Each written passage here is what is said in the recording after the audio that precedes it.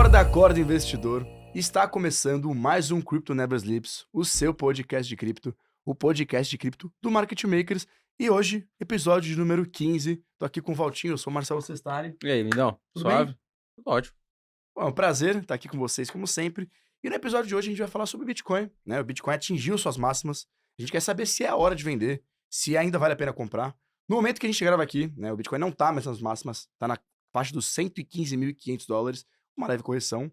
Mas, para isso, a gente trouxe ninguém mais, ninguém menos do que Fabrício Tota. Fabrício, seja muito bem-vindo, muito obrigado. Obrigado pelo convite, pessoal. É um prazer estar aqui. Gostei uma pequena correção, quase 10%, é como a gente trata no dia a dia. Estamos acostumados já com isso, né?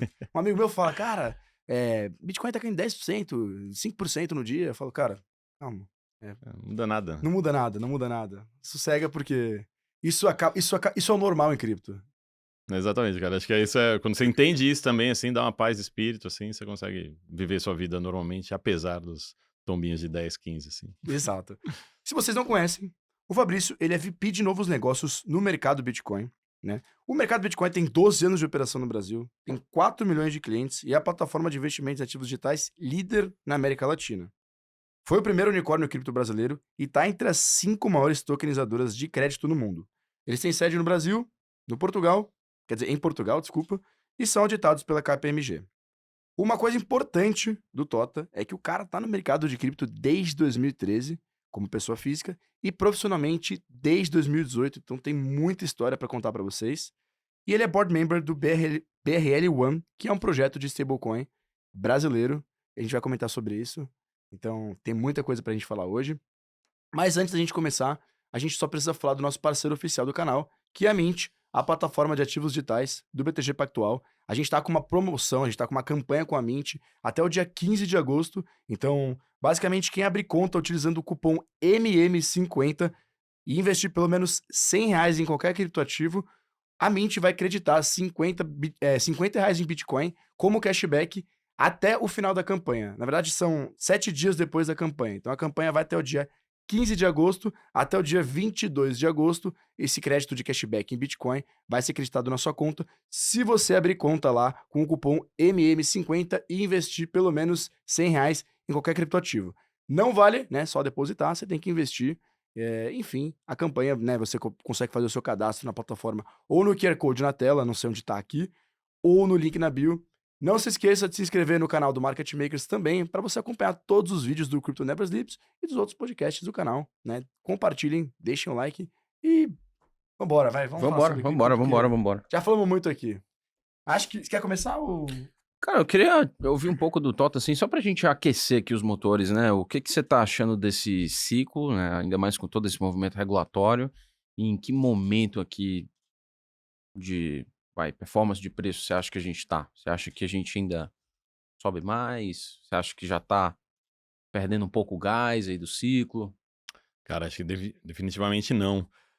Acho que não tá perdendo gás, não. Acho que cada ciclo ele tem uma característica muito marcante, né? Para pegar só o passado recente, comparar esse ciclo com o anterior, eu acredito muito que o que faz o ciclo, a história que a gente vai contar daqui a alguns anos, é muito relacionada ao qual foi o driver de demanda, no final das contas, né? O que a gente tá vendo nesse ciclo? A institucionalização do Bitcoin, cripto de forma mais abrangente, mas mais especificamente do Bitcoin. Está ficando mais palatável. O lançamento dos ETFs no começo do ano passado, lá nos Estados Unidos, e a conversão, vamos dizer assim, de algumas grandes casas lá nos Estados Unidos, acho que a mais marcante é a BlackRock, que é quem lançou o ETF mais bem sucedido até agora. Acho que isso é o que está norteando muito esse ciclo. E agora, acho que a cereja do bolo, que não é uma cereja, acho que é um caminhão de cereja, é essa mudança no drive regulatório lá nos Estados Unidos com a eleição do Trump, né? Acho que a história que a gente pode contar é mais ou menos um ano atrás, Trump se sensibilizou, falou, pô, numa eleição 50-50, que é tipicamente a eleição americana, talvez essa turma doidinha aqui de cripto possam me ajudar aqui para essa turma ser o fiel da balança aqui e fazer eu ganhar a eleição. E começou com aquele aceno ali, não foi nada tímido, né? Foi bastante agressivo para a turma mais Bitcoiner, teve presente na Bitcoin em Nashville, né, no evento de Bitcoin lá nos Estados Unidos, e a partir de então, acho que tudo deslanchou, né? Realmente a turma começou a falar, cara, esse cara quem vai conseguir parar esse sufocamento aqui da indústria cripto nos Estados Unidos, e é isso que vem acontecendo de fato, né? Desde que ele tomou posse, acho que tem um marco ali, que é o lançamento da Trump Coin, 3 dias antes de ele tomar posse, que é um acontecimento absolutamente surreal, né, cara? A gente pode falar até um pouquinho sobre isso, mas acho que o que a gente tem de concreto são as recentes leis que têm sido aprovadas nos Estados Unidos, né? Lei relacionada a stablecoin, o Clarity Act também, que dá mais clareza regulatória ali do que é valor imobiliário, que não é, acho que é uma demanda super antiga, e muito mais do que isso, né, do que as leis propriamente ditas, acho que é um grande clima, né? Qual que é o mood aqui sobre cripto nos Estados Unidos, né? Algo que era muito de neutro para negativo há alguns anos, na administração anterior, agora é extremamente positivo, e a gente, acho que não fez topo ainda, acho que está muito longe de fazer topo, porque as coisas estão começando a acontecer de fato agora, né? Então elas não aconteceram ainda, a gente está vendo um arrefecimento, muito pelo contrário, cara, a gente está vendo justamente as coisas se concretizando, né? Promessas de campanha do Trump, acho que sendo cumpridas, né, com essa clareza, né, regulatória, tudo que ele falou, poxa, vamos criar um grupo de estudo que tem que me trazer algum resultado, tem um relatório de trocentas páginas que foi publicado essa semana da administração Trump, justamente falando sobre tokenização, falando sobre stablecoin, falando sobre cripto, falando sobre uma série de temas relacionados ao universo cripto, e acho que isso que é um grande impulso, né? Então acho que a gente está longe de ver topo ainda. Se a gente for olhar o ciclo anterior, qual foi o grande drive ali de demanda? Pô, a gente viveu uma pandemia, cara, tipo, com um juro baixo e muita gente querendo tomar risco de alguma forma, porque juro e renda fixa não estava funcionando de forma alguma. A gente chegou a ter juro a 2 aqui no Brasil, cara, surreal. Nunca viu, nunca mais vai ver, provavelmente, um cenário desse. Mas lá fora também, um fluxo muito grande de dinheiro para ativos de risco, ali depois que as coisas começaram a se encaminhar para uma saída ali da pandemia, o que possibilitou, por exemplo, que até mesmo a gente lá no MB fizesse rodada de fundraising ali no primeiro semestre de 2021 com o SoftBank, e boa parte dessa grana foi para ativos de risco de uma forma mais abrangente, mas também para cripto, né? Foi o grande drive ali. Então, apesar do sufocamento lá nos Estados Unidos da indústria cripto, as coisas aconteceram em alguma medida, mas para um cenário macro muito positivo. Hoje, macro nem é tão positivo assim. A gente está com um juro super alto, se a gente olhar de uma perspectiva histórica, e mesmo assim as coisas estão acontecendo. Mas acho que o drive agora é regulatório, né? Esse paradoxo, né, entre uma solução que nasceu para ser uma solução de contra-economia, uma reação ao status quo, né, uma negação até do sistema financeiro tradicional, agora sendo impulsionada justamente por esse mesmo sistema financeiro. Exatamente. Cara, você mencionou alguns aspectos aí que me fazem até lembrar 2021, né? Que você falou, porra, a gente estava numa pandemia, todo mundo trancado em casa, expansão de crédito adoidado. A gente tá vendo isso de certa forma, crédito bancário expandindo, né? Spread de crédito lá embaixo. E o Trump começando a falar de stimulus checks, né? Então, depositar dinheiro na conta das pessoas através dessas receitas aí de tarifas e tal. E assim, eu queria mais ouvir assim em termos de. Você falou um pouco das diferenças de um ciclo para o outro, né? Esse drive de demanda institucional. Mas, por exemplo, você acha que bets disputam um pouco dessa demanda aí que cripto tinha lá em 2021 e que perde um pouco nesse sentido, nesse ciclo? Cara, acho que é uma coisa muito Brasil, cara, se a gente for falar de bet. O bolso é o mesmo, né? Então, acho que sim, disputa, assim, de uma forma bem, bem clara e direta. Acho que disputa, sim. Mas não o grande capital, né? Acho que a gente tem um gap, acho que dando alguns passinhos para trás, a gente tem um gap, né, de educação financeira e dando um gap, um passo ainda atrás, um problema de educação como um todo aqui no Brasil, né? Então, uma pesquisa da Ambima, por exemplo, mostrou o que você investe. Uma das categorias era bet. Bet não é investimento, cara. Cripto é investimento, bet não é investimento. Isso para mim isso é tão claro como o sol nasce todos os dias. E para a população, e não era pouco, era tipo 30% das pessoas. Mas, cara, como assim as pessoas acham realmente que bet é investimento? É bizarro isso, cara. Sabe, isso é errado em múltiplos níveis, né? Sabe? Não, mas existe. Cara, não existe. Não é. É categórico isso. Então, acho que quando você vai falar da grande massa, do público em geral, acho que sim, acho que disputa, mas é um cenário muito específico de Brasil. Acho que tem um trabalho que toda a indústria faz, indústria de investimentos, a indústria cripto também, vocês fazem, eu faço, todo mundo faz, que é de educar o público e mostrar muitas diferenças. Eu não sou contra a Bet, acho que a pessoa tem direito de fazer o que ela quiser com o dinheiro dela, não tem problema nenhum com isso. Mas é um dinheiro de entretenimento, cara, de, pô, vai lá, põe uma grana, então, pô, eu me criei... Exato, eu me criei no mercado financeiro tradicional, né, cara, um ambiente de mesa e tudo mais. Pô, o que tinha mais era aposta, assim, no gogó ali e tal, pô, sei lá, pra qualquer coisa que você puder imaginar, entendeu? Pô, o cara que não gostava de futebol, apostava em futebol pelo prazer da aposta, sabe, da brincadeira ali e tal.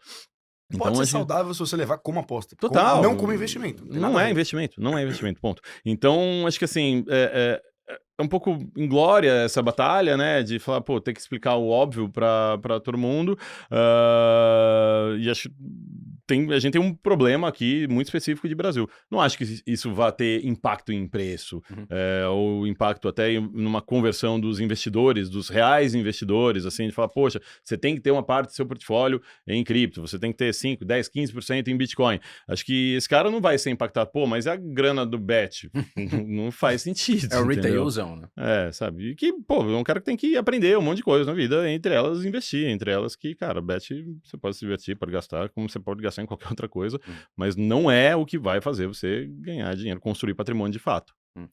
E, cara, só pra gente elaborar nessa parte do institucional, sair um pouco do retail. Essa semana teve o pronunciamento da SEC com o início de um projeto chamado Projeto Cripto, que é mover os mercados de capital para o on-chain. O que isso te faz pensar na perspectiva de um empresário que está investindo em criar infraestrutura para o mercado de cripto e que oportunidades você está vislumbrando diante de um anúncio gigantesco como esse? Acho que vai muito de encontro ao que a gente tem de visão lá no MB, né? Claro que o que a gente faz de oferta, o que vai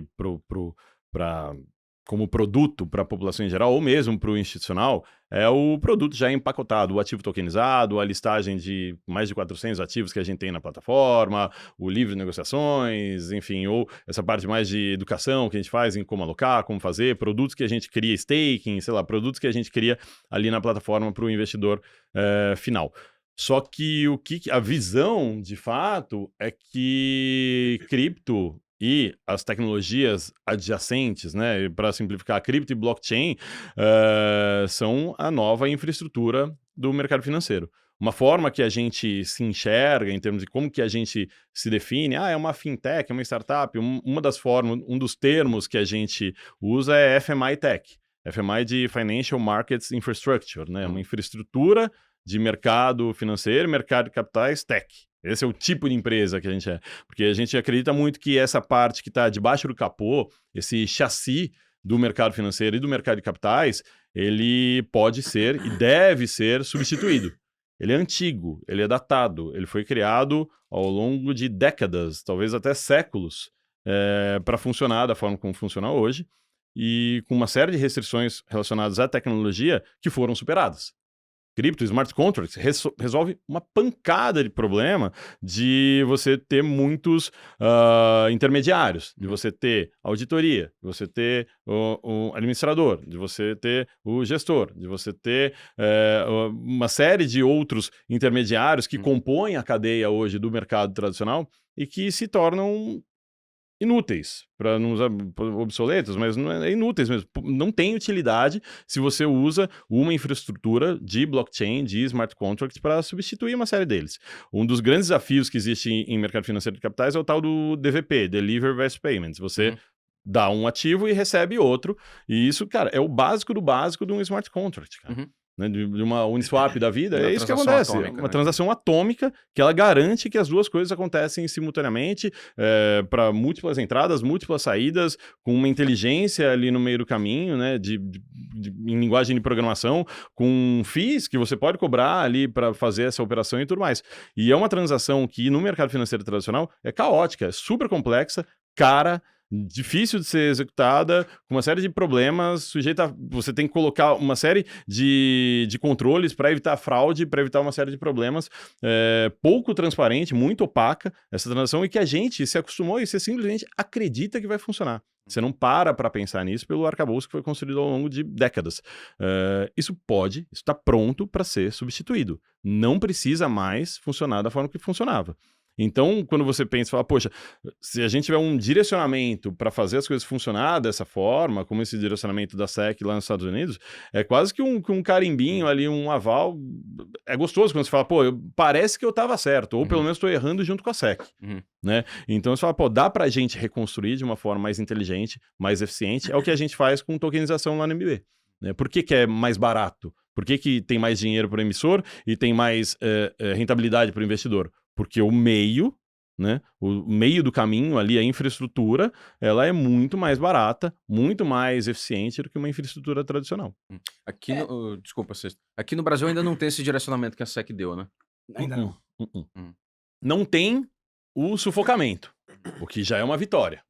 Né? Não tem aquele negócio, não pode, esse negócio não funciona, cheio de problema. O regulador aqui, ele vê com bons olhos, ele ajuda em alguma medida, ele não é aquela força que acelera absurdamente, mas tanto o Banco Central, até mais o Banco Central do que a CVM, eles são positivos em relação ao tema.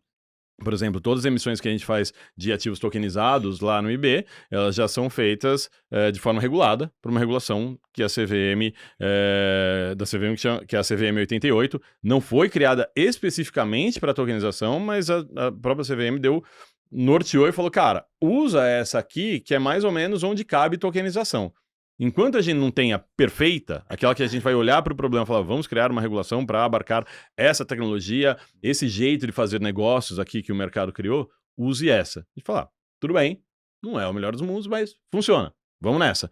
Né? Então a gente emite usando essa regulação, esse framework regulatório.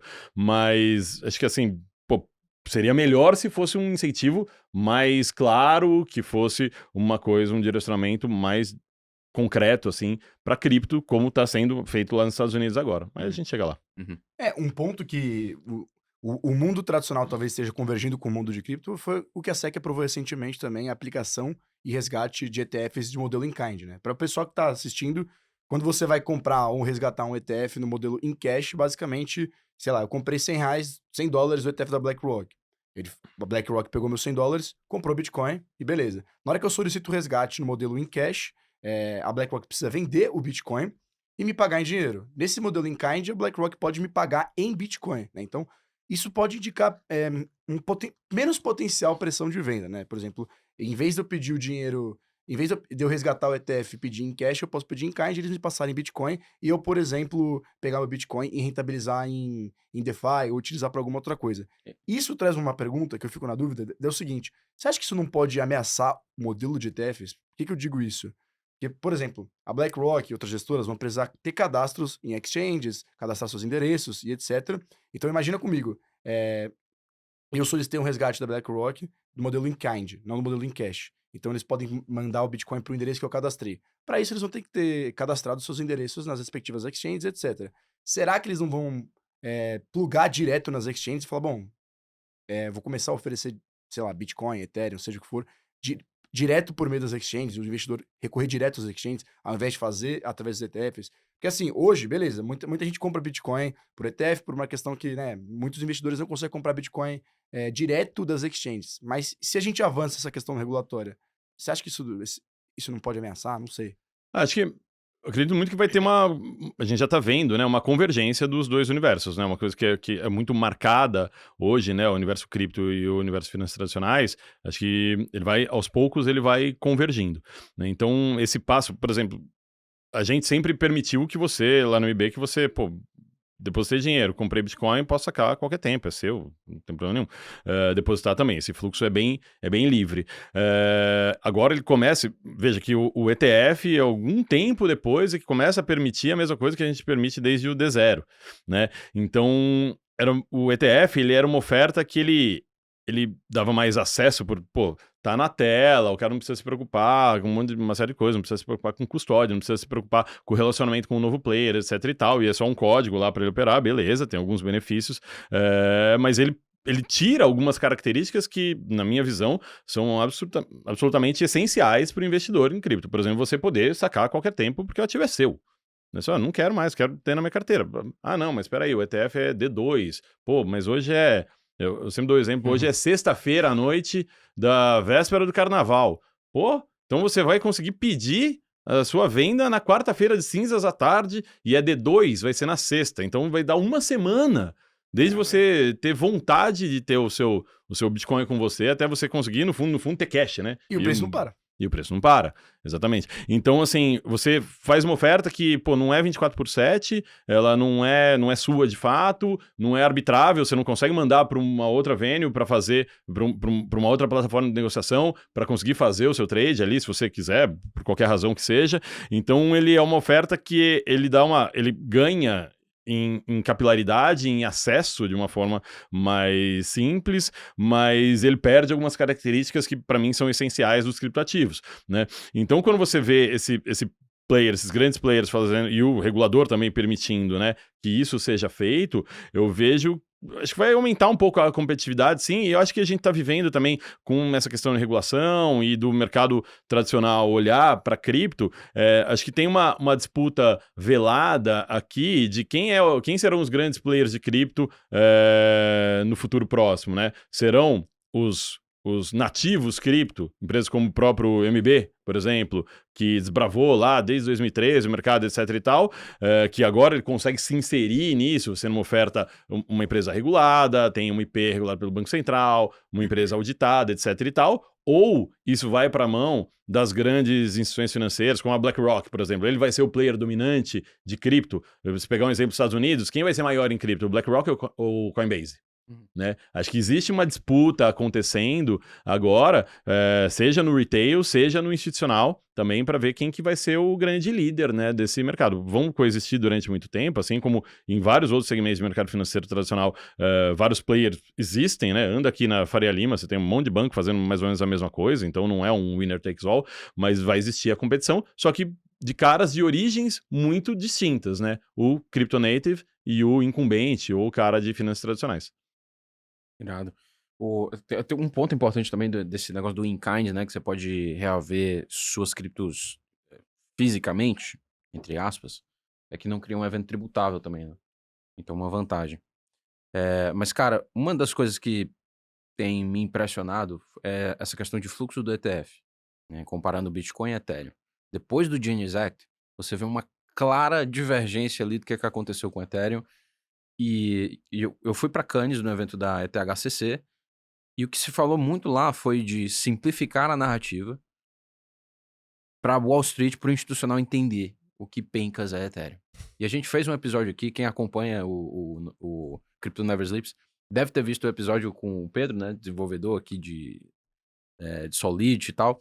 E é um treco que é naturalmente difícil de você entender, porque são muitas peças móveis ao mesmo tempo. Mas aí eu te pergunto, com essa nova narrativa de Ethereum é infraestrutura para stablecoin. Stablecoin é um assunto estratégico dentro dos Estados Unidos. Tu tá mais otimista com Ethereum do que com Bitcoin? E essa pergunta dela pode também nem fazer sentido, né? Porque, porra, os dois não são mutuamente excludentes. Né? Mas tu tá otimista com Ethereum? Tu acha que ele vai ser, talvez, esse player primordial em questão de infraestrutura? Cara, eu sou mais otimista com o Bitcoin do que com o Ethereum. Eu explico por quê. Porque o Ethereum, mais do que a rede em si, ele também criou um padrão, né, que é o padrão EVM, que ele pode ser e vem sendo replicado por outras soluções, por soluções de Layer 2, que, por exemplo, precisam do Ethereum para existir, para sobreviver, mas não necessariamente eles aportam valor na rede Ethereum. Né? Então, eles não estimulam demanda, por exemplo, por Ether. Não necessariamente, né? Então eles podem existir no entorno assim do Ethereum, muito bom que exista a rede, uma rede saudável, uma rede verdadeiramente descentralizada, mas acho que o modelo, os economics ali da rede Ethereum, acho que não são tão potentes e poderosos quanto os economics quando você conta a narrativa de Bitcoin como reserva de valor, né? Acho que tem dois pontos. Acho que primeiro, do modelo de fato, né, do tokenomics ali da rede Ethereum, que não é tão potente, e principalmente porque ela cria um padrão que é replicável no entorno, né, ela cria um ecossistema poderosíssimo, mas que não aporta necessariamente valor no token. E uma outra questão também é essa complexidade. A narrativa é mais difícil, é mais complexa mesmo, verdadeiramente. E aí ainda adiciona um terceiro fator que para mim acaba, acho que é um potencializador do valor da rede Ethereum, mas é um fator de risco significativo, que é uma rede viva,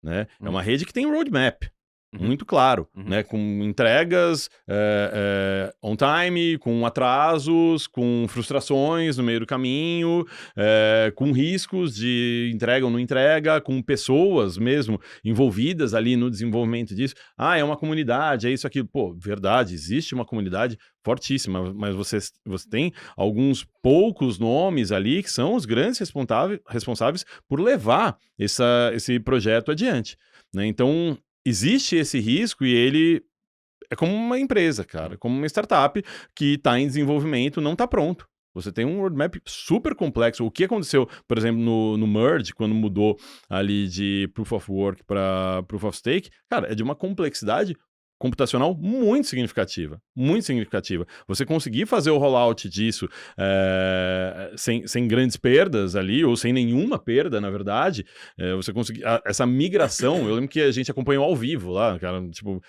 coisa mais sem graça do mundo, né, porque não, são os bloquinhos ali, tipo, deu, não deu, deu, não deu, é ridículo, é bem nerdola essa. Eu tava no começo do mercado, eu falei, caraca, vai ser do caralho ver isso daí. Ele fez um call, ele ficou acompanhando ao vivo ali, batendo papo, foi ridículo. Mas enfim, mas pra você ver como... E tinha um risco ali, cara, de não dar certo. Chegou uma hora que, cara, tava ali nos blocos válidos, tava perigoso ali não validar a migração. Imagino que, pô, seria muito frustrante. Então, quando você tem esse tipo de risco na mesa, acho que isso tira um pouco nessa competição contra a Bitcoin, por esses 3 fatores, ou só mais Bitcoin, porque ainda tem um campo muito grande para Bitcoin se desenvolver. Pode ser que daqui 5 anos a gente olha e fala, pô, olha o preço de Ethereum, olha o preço de Bitcoin, estava errado. Tudo bem, não tem problema nenhum, tá errado nesse sentido, mas acho que tem esse fator de risco aí que é importante ponderar. Até o prêmio que eu exijo para uma posição de Ethereum é muito mais substancial, muito mais significativo do que para uma posição de Bitcoin. Sim. Cara, e as estratégias de tesouraria de empresas? Porque assim, a gente viu que a Strategy começou com isso com Bitcoin, muitas empresas começaram a fazer também, e agora esse movimento tá migrando para Ethereum, né? Só que tem uma questão, né? Por que pode ser atrativo você comprar uma empresa que faz tesouraria de cripto? Porque sempre tem um prêmio, né, em relação a Bitcoins por ação, ou Ethereum por ação, só que tem a questão do Ethereum que você consegue colocar ele em staking dentro da tesouraria da empresa, uma coisa que você não consegue fazer nos ETFs, é um yield a mais. O que você acha dessa estratégia, cara? Cara, eu gosto muito dessas estratégias, eu acho interessantes, eu não acho que deve ser a forma primordial de alguém ter exposição a cripto, mas eu acho que quando você, mais uma vez, essa convergência, né? Você pegar uma estrutura pronta de mercado de capitais, nesse caso, das Bitcoin Companies ou das Ethereum Companies, ou Crypto Companies, o que seja, de você conseguir usar estruturas de emissão de dívida, de captação de recursos, de emissão de ações, estruturas de ação consagradas, tradicionais, conhecidas e relativamente palatáveis para um investidor comum. Você consegue explicar ali, tudo bem que tem uma hora que o cara fala, tem um moto contínuo aqui, me parece, o que está acontecendo, por que vai funcionar para sempre esse modelo, mas que eu acho importante que exista alternativas, cara, quando você coloca outras formas de acesso, no final do dia, são todos drives de demanda, né, cara? Então isso é bom para o ambiente como um todo, né, que eu falei no comecinho, né, de essa diferença, para mim os ciclos, a gasolina do ciclo é a demanda, não é o choque de oferta. Então, acho que quando você tem esses modelos, assim, que o Michael Saylor criou lá atrás e agora vem sendo replicado, até aqui no Brasil tem mais de uma companhia fazendo, você entende e fala, poxa, cara, você está criando algo que estimula a demanda, porque você tem demanda real para comprar o ativo, cara, pode existir para qualquer ativo que seja, né? Eu gosto dos ativos que você pode fazer staking, que é um craqueque a mais ali, um yield a mais que você consegue fazer de retorno com um ativo de forma muito segura, mas não acho que esse é o grande diferencial em relação a uma Bitcoin Company como a MicroStrategy, entendeu? E acho que vão começar a pipocar outros modelos também, modelos híbridos. Hoje a gente tá vendo os varietais, né? O cara que só coloca em um ativo específico. Até lá fora, pô, tinha um cara fazendo de Litecoin. Falei, beleza, Tem de cara. Hyperliquid de Solana. Solana não. Solana tem, mas é de Ethena agora. Pois é, né, cara? Vai começar a aparecer tudo que você puder imaginar. Legal, pô, bacana. Vai fundo aí na sua ideia. Mas, assim, acho que é meio restrito o que vai funcionar de fato e o que não vai. Eu concordo, porque, assim, você acha que essa narrativa pode ser o que impulsiona algumas altcoins agora? Por exemplo, pô, uma empresa anuncia que vai fazer uma tesouraria de Hyperliquid, né? A Hype vai ter mais demanda, etc, etc. É um jeito das pessoas se exporem a Hype, porque muitos fundos não conseguem comprar ainda, e etc. Mas uma hora isso pode acabar. Uma hora isso vai acabar, na realidade, né? Uma hora o Trump vai... Tem um prêmio para ser capturado aí, né? Em Sim. que você tem um ativo que oferece uma infraestrutura ou algum produto muito bom e você cria um veículo de exposição àquilo. Acho que depende muito do market cap da altcoin, entendeu? Porque quando você vai descendo ali na lista dos maiores ativos, cara, chega uma hora que são relativamente pequenas quando você olha estratégias do tamanho que vem sendo feitas para Bitcoin, até mesmo para Ethereum, e quanto que esse cara vai ocupar ali qual que vai ser o cap table, vai ali da altcoin, quanto que essa crypto company vai ocupar ali, quanto que ela vai deter do market cap total. Chega uma hora que se houver muita concentração, isso acaba ficando perigoso. É um risco, mas você tem que ponderar ali e falar, pô, se esse cara for desmontar a posição, ferrou. Né? Então, que compromisso que ele tem? Ah, não, tá em staking, tem time lock, tem sei lá o que a blockchain que o cara estiver comprando implemente, mas no final das contas, também, no final das contas você vai ter uma concentração muito significativa de tokens na mão de um cara só. Né? Então acho que tem um limite ali quando você vai descendo nas top 50 ali, top 100, que vai ficando até mesmo perigoso. Mas sem dúvida é interessante como um veículo para exposição de caras que não podem acessar diretamente. Ainda que eu acho que essa desculpa, entre aspas, falar, pô, mas eu não tenho como me expor, etc., tá ficando mais difícil você dar essa desculpa. A BlackRock consegue fazer custódia. Você tem players de primeiríssima linha para te ajudar, seja com infraestrutura tecnológica, seja com infraestrutura regulatória, a você fazer custódia de criptoativos. Ué, as gestoras fazem, né? Em algum lugar eles estão custodiando isso. Né? Então você consegue ter, a gente no MB, a gente é um custodiante que a gente pode fazer custódia aqui para investidor institucional, para fundo, com a licença que a gente tem. Então você fala, pô, então essa desculpa tá ficando mais difícil, mais complexa. A gente se conecta em vários administradores de fundos para fazer a custódia em nome de gestoras, né? Então, você fala, poxa, dá para fazer. Se você quiser realmente, verdadeiramente, se acreditar naquele pitch, né, nessa tese de investimento, você não precisa necessariamente desse veículo alternativo. Você consegue fazer de forma direta. É lógico. E você vai estar colocando também, né, vamos voltar um pouquinho, você está colocando um intermediário que, evidentemente, está mordendo alguma coisa ali quando comparado com a exposição direta ao ativo. Né? Então, acho que é limitado isso. Eu acho que não vem um ciclo de altcoin baseado estritamente nesse tipo de estrutura. Pode ser o grande impulsionador de um ou outro ativo? Super, acho que sim. Mas não acho que vai ser o que vai colocar álcool ali na fogueira. Sim, eu acho que até isso... Essa desculpa que você falou, ela realmente vai acabar ficando de lado e talvez essa narrativa de você ter cripto em tesourarias talvez seja como empresa operando a sua própria tesouraria mesmo. Entendeu? Então, a empresa normal opera renda fixa para otimizar o resultado da empresa, ela vai começar a fazer isso talvez com cripto e não vai ter mais essa narrativa de é o jeito de você se expor, porque você acabou de quebrar esse argumento. Você quer falar alguma coisa? Cara, eu fico pensando assim que a gente vive num mercado que é cíclico. Você acha que essa coisa aí de não DATs, né, Digital Asset Treasury Companies, você acha que isso pode criar um efeito reverso? Porque, pô, na medida em que a gente entra, e a gente sabe que alguma hora isso vem, em um ciclo em que você tem perspectiva de crescimento negativo, juros começam a aumentar, e aí você tem, né, o efeito reverso, né? Porque agora tá todo mundo comprando, força de demanda tá subindo, preço sobe, todo mundo com expectativa de que a economia vai continuar crescendo, compra mais, capital move para a direita ali na curva de risco, mas em algum momento isso não se torna verdade. Em algum momento a empresa tem contas a pagar, só que agora crédito está mais difícil de captar no mercado, você tem que vender sua posição. Afeta o preço. E aí os outros começam a olhar. Aí começa a vender também. E aí cria um efeito reverso. Você acha que isso é possível, que isso vai acontecer? Cara, acho que é importante, acho que tem uma diferença, né? As empresas que são essencialmente ou que estão se transformando nesse tipo de empresa, né? De Digital Asset Treasury Companies. E elas fazem isso da vida, e uma outra categoria aqui, que são empresas que têm lá o seu business, que fazem outra coisa, que tem uma atividade ali em si, em qualquer segmento que seja, e pegam o seu caixa e começam a fazer essa alocação também. Acho que tem uma diferença muito significativa. Eu não vejo ainda um movimento em larga escala de empresas que estão preocupadas com outras coisas que elas fazem, ali falam, não, mas eu tenho uma tesouraria gigante aqui, eu vou começar a fazer uma alocação em cripto caprichada, como se eu fosse uma empresa que só faz isso da vida. Né? Se houvesse, aí eu acho que seria um risco.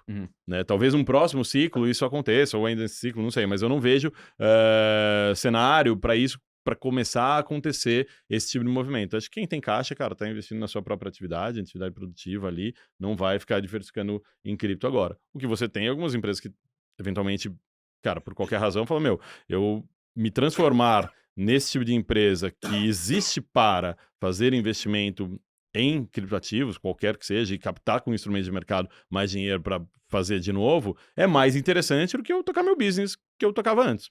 Né? Isso legítimo, qualquer um pode fazer. Acho que foi o caso da MicroStrategy. Né? Os caras nem são mais empresas de software direito. Não sei nem se tem cliente, se tem, acho que não deve ter nada, ou descontinuou, ou é irrelevante. Né? Só que uma hora irrelevante, você fala, cara, mas então não vou mais fazer. Né? Mas ser muito relevante, a principal atividade, essa é uma atividade secundária, lateral dentro da companhia, a atividade de ter criptoativos, aí seria um risco, mas não vejo dessa forma ainda. Cara, a pergunta que todo mundo deve estar se perguntando, né? Você falou que a gente tá longe do topo do ciclo. Você acha que a gente vai chegar no topo esse ano, no ano que vem? Porque o ciclo, ele mudou, né? Você acredita nessa tese do ciclo de 4 em 4 anos, que agora a gente tem institucional? Tem a questão do corte de juros, né? Não tivemos corte de juros, isso era um consenso do mercado, mas o Powell deu uma declaração de que o Fed tá bem, provavelmente não vai cortar juros à medida que as pessoas imaginavam, mas teve discordância dentro do board do Fed. E hoje teve dado interessante, hein? Teve dado de emprego do Non-Farm Payrolls, né? Veio bem abaixo. Veio bem abaixo, é verdade. Então isso aí é algo que pode ali criar um split dentro do Fed com o Waller e acho que foi o Bauman que também votou contra, né? Votou para baixar juros. Né? E aí, porra, você começa a ver esse movimento de Trump querendo influenciar na independência do Fed. Talvez a gente tenha corte de juros esse ano ainda por causa desse novo dado do mercado de trabalho. Exato. Então, o que você acha, assim, daqui pra frente que vai rolar, assim? Você acha que não vamos ter a decisão agora, vamos ter o topo do ciclo do ano que vem, porque os juros vai começar a ser cortado de fato no ano que vem? Ou não? O que você tá enxergando daqui pra frente? Eu acho que esses ciclos de 4 em 4 anos, muito drivados pelo halving, acho que isso é cada vez menos relevante, porque esse choque de oferta, ele acaba sendo menor, né? Justamente porque ele vai sendo, você está tirando poder, por exemplo, dos mineradores. Ninguém fala sobre mineradores, mas, por exemplo. Então, ele não é mais tão relevante como era antigamente. Se você pegar 2, 3 halvings atrás, aí sim era um impacto muito significativo, muito brutal. E esses ciclos, eles eram até mais amplos, né, em termos de preço, o quanto movia preço. Eu acho que isso é cada vez menos verdade. Só que tem uma coisa curiosa, que foi um momento, assim, insight, quando eu encontrei com um cara que já veio aqui, com o Fausto, né, grande amigo de outros carnavais, pré-mercado cripto, e acho que foi ele que se atentou que tem uma outra coisa que acontece de 4 em 4 anos também, eleição nos Estados Unidos. Né? Então, por mais que o ciclo seja, se essa tese for verdadeira, que você fala, poxa, não está mudando, porque, na verdade, esse ciclo de 4 anos para cripto não é, para Bitcoin especificamente, não é mais tão relevante, porque o impacto do halving não é mais tão significativo. Mas você tem a eleição americana que, cara, fez muito preço. Fez muito preço dessa vez. Muito. E de 4 em 4 anos tem de novo, né? Daqui 2 anos tem... 2 não, né? Daqui 3 anos tem de novo a eleição nos Estados Unidos. E aí, vai fazer preço de novo? Ou não? Né? Isso vai continuar a administração Trump? Isso vai virar uma política de Estado, de fato, ou é uma política de governo? Né? Como que cripto vai se comportar nesse cenário? Então, assim, eu não vejo, não é topo, mas eu acho que essa leitura que se você coloca no gráfico, eu adoro ver esses gráficos de tudo que é tipo, assim, principalmente os mais antigos, quanto um histórico longo, que é muito marcado ali, né, cara? Ó, aqui foi o halving, aqui foi o halving, aqui foi o halving. Pega esse recorte, compara entre si, que é muito nítido, muito evidente, você consegue entender muito bem o que foi o comportamento de preço ao longo de cada ciclo. Eu acho que isso vai ficar mais suavizado, não vai dar para ver, você fala, cara, o que aconteceu aqui mesmo? E a gente vai ter outras explicações, né, e outros marcadores nesses gráficos. Ó, não, aqui foi o lançamento dos ETFs. Ó, aqui foi a sinalização, o aceno do Trump. Olha, aqui foi a posse do Trump. Aqui foi o Genius Act. Né? Então, acho que isso vai ficar... Aqui, pô, foi o comecinho da pandemia. Né? Então, aqui foi aquele dia tenebroso de março de 2020, no auge da pandemia, quando todo mundo viu que o negócio tinha engrossado mesmo. Então, a gente vai conseguir ver isso de forma mais marcada, e acho que essa narrativa dos ciclos que são direcionados pelo halving vai ficar menos relevante. Né? E até mesmo essa rotação de capital de Bitcoin para altcoins, que era muito... quase óbvio, olha, o Bitcoin faz topo, tu não realiza, pega essa grana, não vai comprar Treasury, tá? Nem Mag 7, nem existia Mag 7, sei lá, um tempo atrás. Esse dinheiro aqui vai para onde? Vai para as altcoins, né? Para as altcoins que já existem e para novos projetos que acabaram de ser lançados por sei lá quem, que saiu do projeto tal e fundou uma nova chain, etc e tal. Essa era a narrativa. Isso não tá tão claro, não tem acontecido dessa forma. E mesmo quando você olha o cenário, você fala, meu, mas tá bom, o que tem aqui de altcoin? Cara, já não tem mais tanta novidade, assim, pô, não tudo, assim, mas o volume de coisas novas, exatamente, em torno desse mundo de altcoins é relativamente menor quando você compara com ciclos anteriores, né? E não tem, o pessoal não tá enxergando o topo e tem dinheiro que não é de cripto. Acho que isso é uma diferença muito significativa. É esse dinheiro institucional. Antes era o dinheiro mais degenerado, que olha, entra e sai. Que é o retail. Que é o retail. O retailzão, fato, mas também o cara que é o institucional cripto. Entendeu? O dinheiro grosso que já estava, sempre esteve, que eventualmente é uma fortuna que foi criada ali dentro do mundo cripto. De uma forma muito separada do dinheiro institucional que está comprando, que compra essa narrativa de Bitcoin como reserva de valor digital, como ouro digital. Né? Esse cara, ele não vai sair no topo ali, ou que ele acha que é topo de Bitcoin, e degenerar. Não vai acontecer, cara. Esse não é o comportamento dele. Não é o comportamento dele. Ele vai olhar outras alternativas ali que ele tem. Talvez um fluxo que vá para venture capital, um fluxo que vai para empresas de tech que estão mais early lá nos Estados Unidos, ou que estão pré-IPO, ou empresas que estão fazendo IPO, ou empresas cripto que estão fazendo IPO também lá fora, que pode acontecer, esse dinheiro fala, pô, não estou mais no ativo, eu quero exposição ao segmento, à indústria cripto, mas eu quero de uma outra forma, agora eu quero ter Circle, eu quero ter Coinbase, eu quero ter Gemini, sei lá. Então, acho que é uma grana diferente. E daí, consequentemente, um comportamento diverso que não é o que vai travar uma alt-season da forma como a gente via anteriormente. O quão sofisticado você acha que esses players mais tradicionais do TradFi estão sendo em cripto? Você acha que eles estão se comportando mais de uma maneira de vamos criar um produto aqui de cripto, BlackRock? Ou então, vamos montar uma posição aqui nesse ativo e nesse ativo? Ou até estratégia de arbitragem? Ou como você vê algum diferencial de como esse cara se comporta além dessa...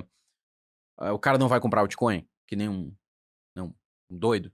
É diferente, mas algumas coisas que você tocou. Em arbitragem, os players de mercado tradicional já nadam de braçada há muito tempo, não é de agora. Né? Há muito tempo, os grandes arbitradores de mercado sempre começa com a turma cripto, né? O cara enxerga a oportunidade ali e fala, cara, quero fazer isso, aprendo, faço, ganho, me profissionalizo, fico realmente bom naquilo. Alguns anos depois chega um cara que arbitra qualquer ativo em qualquer mercado do mundo. Fala, cara, o que é esse negócio aí? Tem preço? Tem. Onde opera? Em tal lugar. Beleza, meu. Cara profissional fazer isso. Fala, meu, é outro ticker aí, é outra API, tem fix, pronto. Ah, não tem. Fala, meu, me manda aí do jeito que você fala e tá tudo certo. E resolve esse problema ali na cozinha dele, é só mais um ativo. Beleza. Esse cara já nada de braçada, já domina o universo cripto já há alguns anos.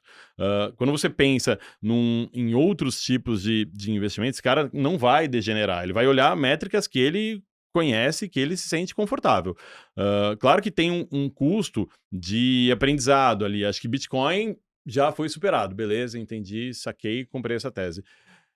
Ether, né, já é uma coisa, pera, não sei tão bem, precisa de um apetite um pouco maior, mas já é mais palatável. Quando você vai descendo ali na escala, vai ficando mais complexo, e daí ainda isso tá na mão da galera que se especializou em cripto de alguma forma. Mesmo players do mercado tradicional, mas que focaram completamente com suas, ou seja, numa outra companhia, ou o cara que pulou o muro de mercado tradicional para mercado cripto, ou o cara que olha inovação de uma forma mais abrangente, e hoje cripto compete, por exemplo, com AI ali na cabeça dele e no bolso dele também. Então, ainda acho que não é o mercado cripto como um todo, ainda não é o cardápio completo que o cara de TradFi olha. Ele vai olhar só os pratos principais ali, as coisas mais arrojadas, mais esquisitas ali, ele vai falar, cara, deixa isso para um outro momento, ou de forma mais objetiva, fala, cara, tem que ter market cap maior que sei lá quantos bi para eu olhar, não vou olhar, cara, o projeto que acabou de nascer, que tá, ou que já nem acabou de nascer, já nasceu, já tracionou, já é listado em uma série de plataformas, etc, mas fala, cara, tá pequeno ainda para mim. Uma Hyperliquid da vida, né? Por exemplo. Então, tipo, eu fiquei com uma dúvida, porque... Então, o que você acha que pode drivar uma out-season? Porque nesse exemplo que você deu, a gente tá longe de chegar ainda, talvez. O mercado de cripto se consolidar, ficar mais maduro, o pessoal olhar e falar, beleza, vamos começar a olhar agora para as outras empresas do mundo de cripto e talvez investir nelas, dar mais capital, injetar liquidez, etc. A gente tá longe disso ainda. Estamos longe. Acho que o que pode impulsionar uma out-season é algo que vai impulsionar o mercado como um todo, é um apetite maior por ativos de risco como um todo, que aí vem do macro. Aí vem de taxa de juros. Né? Porque daí é um impulso que você dá para qualquer ativo de risco. Né? E esse fluxo de grana, quando você precisa injetar essa grana em ativos de risco, o cara daí ele fica com mais apetite, e seja de forma direta, indireta, no token, na infraestrutura, na fundação, you name it, tanto faz, você vai ter a possibilidade de, com grana, você consegue um monte de coisa. Você consegue financiar os times, você consegue atrair mais capital intelectual, né? Acho que uma coisa, falei de AI agora há pouco, uma coisa muito relevante, hoje você disputa esse cérebro também com projetos de AI. Né? Mas tem mais eficiência, a AI também traz mais eficiência para desenvolver, que precisa ser desenvolvido, é verdade, mas você continua precisando de gente pra caramba, né? E você atrair essas pessoas para deixarem as suas posições em outras indústrias para irem para cripto, isso sempre foi difícil, continua sendo difícil, hoje está mais complexo ainda porque você está disputando com outro segmento extremamente promissor, né? Que talvez esteja até entregando mais valor visível, vamos dizer assim, para a sociedade do que cripto, que é AI.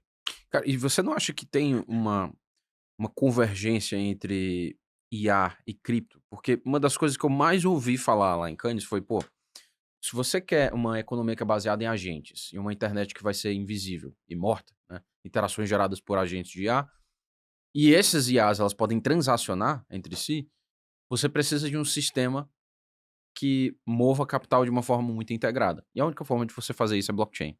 Então, aí você vê Coinbase, né, lançando SDK de agente de IA para automatizar a carteira. Então, assim, você vê que tem essa parte de, caramba, tem as OpenAIs aqui, esses negócios de IA de LLM, e esse treco aqui de cripto tá meio separado, mas em algum momento você enxerga essa convergência?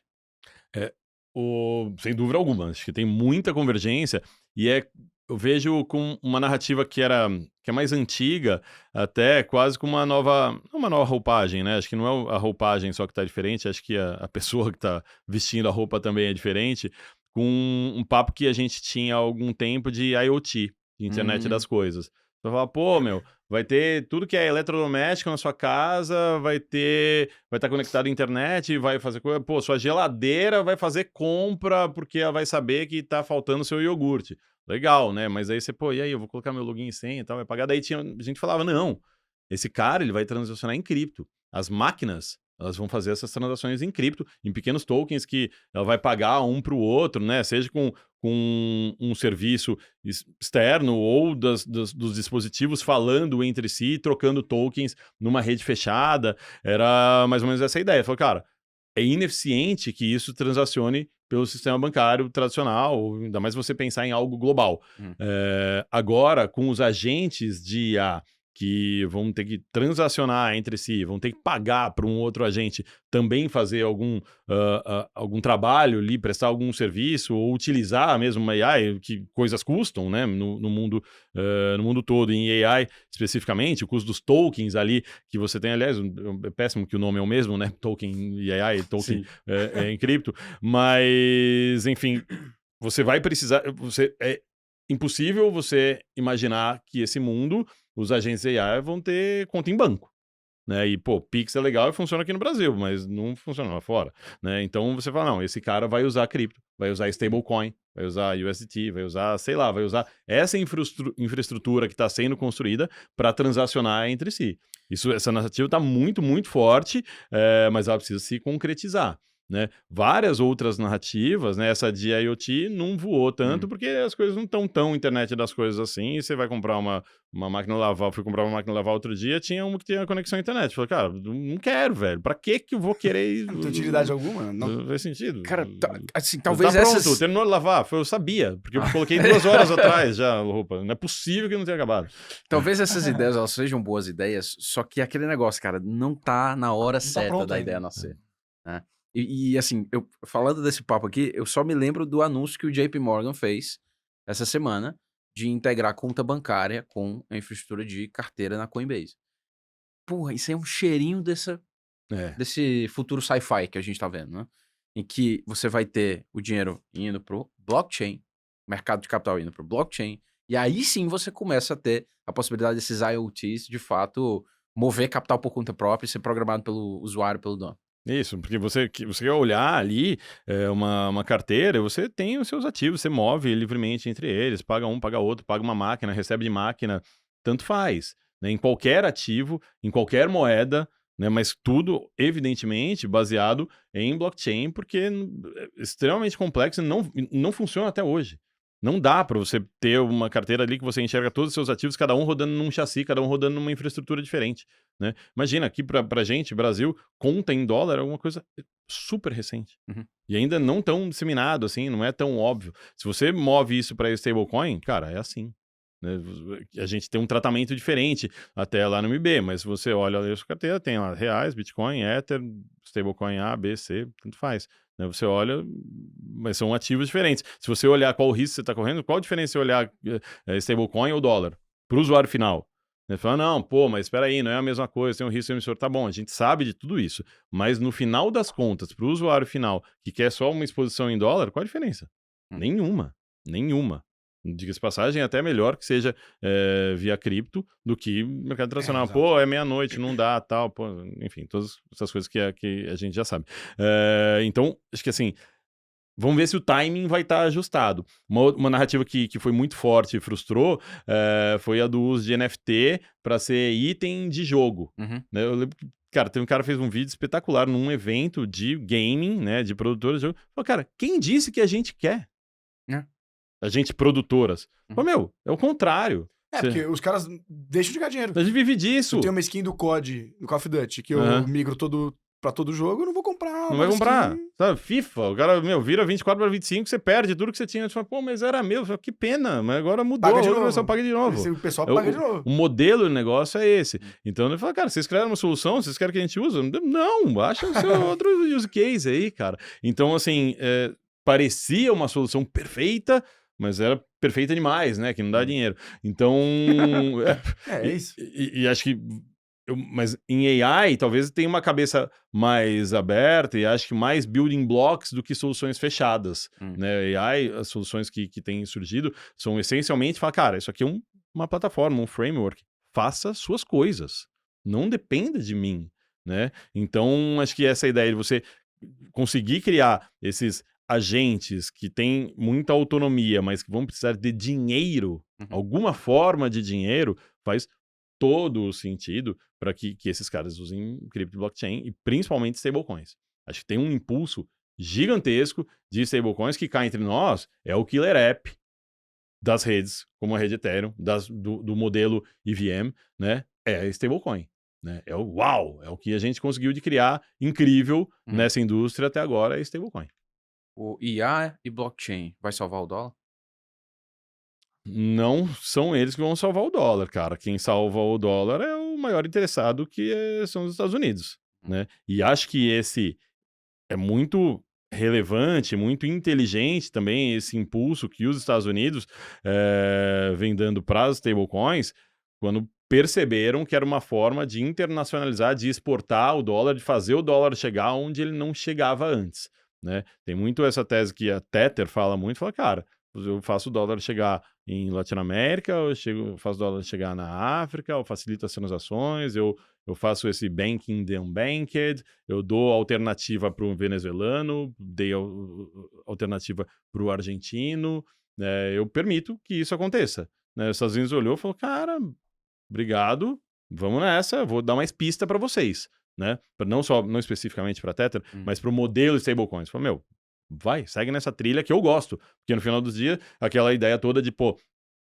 foi um dos maiores compradores de treasuries no ano passado, foi a própria Tether, é um dos maiores detentores, maior é o 17º, sei lá, se fosse um país, seria o 17º país com maior estoque de treasuries também, é de fato a Tether, à frente de países como a Alemanha, enfim, tem todo esse papo, você fala, cara, isso é grande, é relevante, né? Se a Tether falar, meu, vamos liquidar todo mundo, vamos entregar dólar para todo mundo, pô, é um choque significativo ali no mercado de treasuries. Então, acho que enxergando isso e dando mais pista, não sei se salva, mas dá uma sobrevida muito relevante, aí vira uma arma importante, né? Dentre todo o arsenal que os Estados Unidos expõem de armas para defender a posição dele, fala, cara, não, tem que usar dólar sim, né? Toda parte dessa reação, sem politizar a conversa, mas parte da reação do Trump contra o Brasil passa, de alguma forma, pelo papo, pela carta dos BRICS ali, falando, cara, por que se eu negociar com a China, eu tenho que negociar em dólar? Só dizendo, porque o que a gente combinou e eu que mando essa porra, velho. Por isso, né? Você pensa se você quer ou não, né? Mas, assim, é significativo, né? Essa pressão, ela é relevante.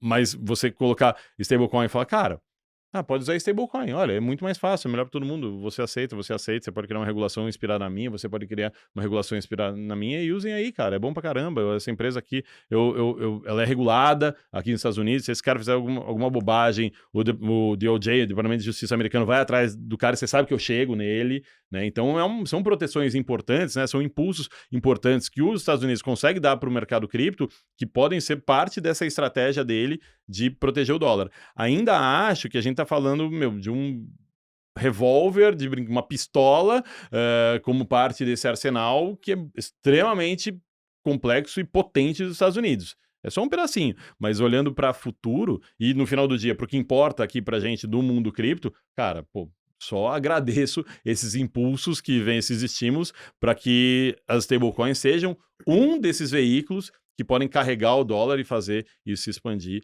e que os Estados Unidos consigam, de fato, defender essa posição deles, olhando muito para o universo cripto, né? Sem tocar em outros temas ou outras searas aqui.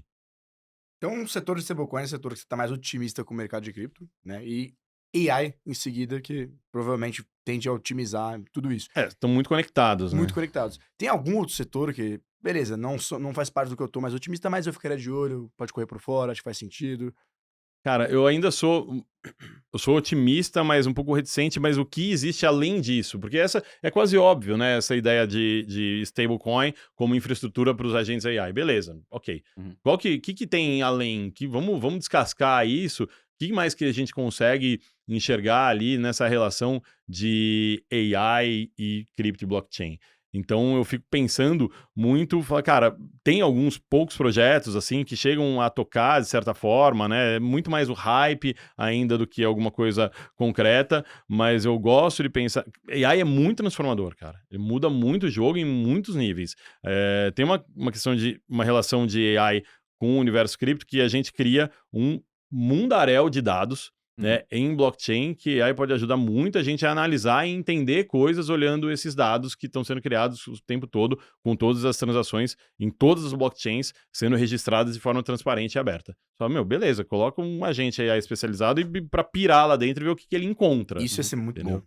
Um AI que conecta todas as blockchains. Porra. Então você tem algumas possibilidades. Interoperabilidade é uma complexidade caótica ainda no universo cripto que AI pode ajudar muito, né? Então eu ainda não consigo identificar, falar, cara, qual é exatamente o use case, qual que é a solução, que não seja algo acessório, como um analytics ou alguma coisa de dados, mas que seja realmente solução, e como o AI pode se relacionar com isso. Eu gosto de olhar o tema, é um dos temas que eu mais olho, mas ainda não enxergo, falar, esse projeto. Sabe? Mas stablecoin e infraestrutura para stablecoin, sobretudo, são coisas que eu sou muito positivo, né? Só, stablecoin, beleza, então, beleza, o que você vai fazer? Comprar stablecoin?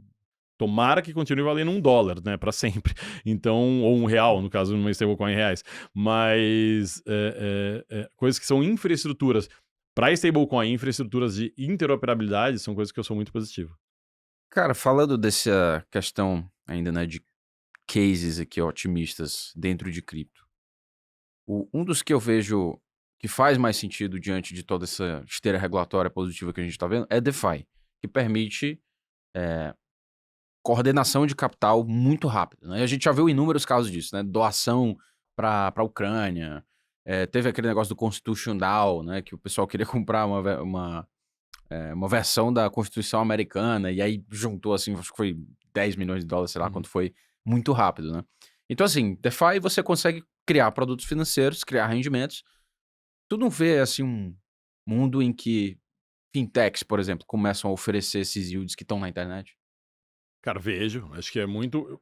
Acho que a grande temática, quando a gente fala de indústria cripto, tem duas camadas, né? Uma de quem faz o trabalho mais complexo, faz o trabalho sujo ali, de quem cria as soluções de fato, quem tá codando blockchain, quem tá criando as soluções ali bit byte, mais complexas, de verdade. E acho que tem uma outra camada que é onde a gente no MB trabalha, por exemplo, e onde é o mais visível, são os nomes mais conhecidos, que é justamente a turma que está construindo essa ponte, né, que permite que você responda de uma forma super rápida e objetiva e tá bom, mas como eu uso esse serviço? Né? Se você pensar numa exchange como o MB, por que o MB foi fundado lá em 2013? Para responder de uma forma simples, clara e objetiva a pergunta, como eu compro Bitcoin? Antes, se você perguntasse para qualquer pessoa, então, estude, leia o white paper, poxa, baixe uma carteira, faça o backup das seeds, não guarde em qualquer lugar, encontre um peer-to-peer que seja confiável, e daí, mas cuidado confiável, você fez o backup, você lembrou, você fez, né? Então, não perca. Bom, tudo bem, agora vai lá, fala com o cara, negocia um preço com ele, você não tinha nem referência de preço direito, depois, cara, o MB responde, fala, como que eu faço? Faz um cadastro, não tinha Pix, né, na época, faz a TED, para ver um order book ali, ou um preço de tela, você aperta comprar, né, vê quanto de sua grana você quer comprar ali, confirma, tá feito, fim. Mas a carteira, se você quiser sacar para sua carteira, você vê lá, tal, mas senão você pode fazer a custódia com a gente e deixa lá. Quando quiser vender, você aperta vender. E quando quiser o dinheiro, você aperta sacar. Fim. Tá, que nem banco, que nem corretora normal, isso. Beleza, entendi, sabe? Então, quando você pensa em soluções de DeFi, por exemplo, a gente oferece no MB Earning, né? Nem o nome que a gente dá não é Earning, né? Mas justamente para o público entender, né? Debaixo do capô, o que tem? Tem uma solução de DeFi. A gente usa Aave, por exemplo, né? Mas ali pro cara, fala, você tem stablecoin e receba rendimentos. Fim. Nossa, interessante, entendi. Então, se eu ficar rodando aqui, se eu mantiver, rodando é termo mais DG, mas para a grande massa, se eu mantiver a minha posição aqui em stablecoin de dólar, você me paga 5% ao ano? É isso. Ok, gostei, entendi. Óbvio que eu detalho ali o que eu estou fazendo com a grana do cara, né? Óbvio que ali a gente de fato está indo ali em DeFi para conseguir esse yield, mas acho que tem um grande valor em você conseguir empacotar isso, você usar essas soluções que são infraestrutura e ofertar para o cliente final de uma forma mais palatável, né? Então, fico muito essa componibilidade do mundo cripto, né? Tem um monte de gente criando soluções, mas que você pode usar essa solução para criar uma outra solução, de um cara que pode criar uma outra solução e assim sucessivamente, até chegar no cara final. Acho que isso é muito valioso. Nada impede, evidentemente, o cara sacar a grana dele e ir lá e fazer direto. O problema dele, cada um faz o que quiser. Mas eu acho que tem muito valor em enxergar tudo que está sendo criado em DeFi e colocar disponível para o grande público de uma forma mais simples, mais objetiva. Ainda é muito complexo usar uma solução de DeFi, né? Então, pô, você quer, pô, sei lá, baixa MetaMask. Pô, mano, daí já complicou a vida do cara. Não, que ele que é vai isso? usar Layer 2, tem que colocar Ethereum. Onde é que tá meu dinheiro? Onde é que tá meu dinheiro? E é difícil, é chato mesmo, cara. Não é simples. Pô, vocês olham isso o tempo todo. Eu olho isso o tempo todo. Cara... É chato. E não é uma coisa que dá pra fazer nessa vida louca que a gente tem, que dá pra fazer no Alt Tab ali. Tô fazendo uma coisa, tô conversando no WhatsApp, tô escrevendo um texto, tô lendo outro texto e vou fazer uma transação. Não, cara. Você vai fazer uma transação ali, para tudo que você tá fazendo e concentra naquilo. Pra não fazer bobagem, né? Então, assim, é chatinho. Então, eu vejo muito essas soluções de DeFi como infraestrutura e se conectando com outras coisas que estão sendo criadas. Uma coisa que eu gosto muito, por exemplo, é a ideia de utilizar ativos reais tokenizados e você colocar esses ativos como colateral em soluções de DeFi, que ainda não é uma coisa usada em larga escala. Porque o cara tem que entender o que é esse ativo, o que não é, o que é preço, qual que é o colateral, etc e tal. Então, é uma coisa que a gente, lá no IB, a gente está buscando e tateando e estudando muito soluções nativas, soluções de blockchains específicas que estão se dedicando ao tema RWA, ao tema tokenização, né? Justamente para ser esse ambiente, essa parte do ecossistema que está integrando emissores, que está integrando estruturadores e que está integrando também a ponta ali que tem demanda, que tem apetite para comprar um ativo tokenizado de forma global,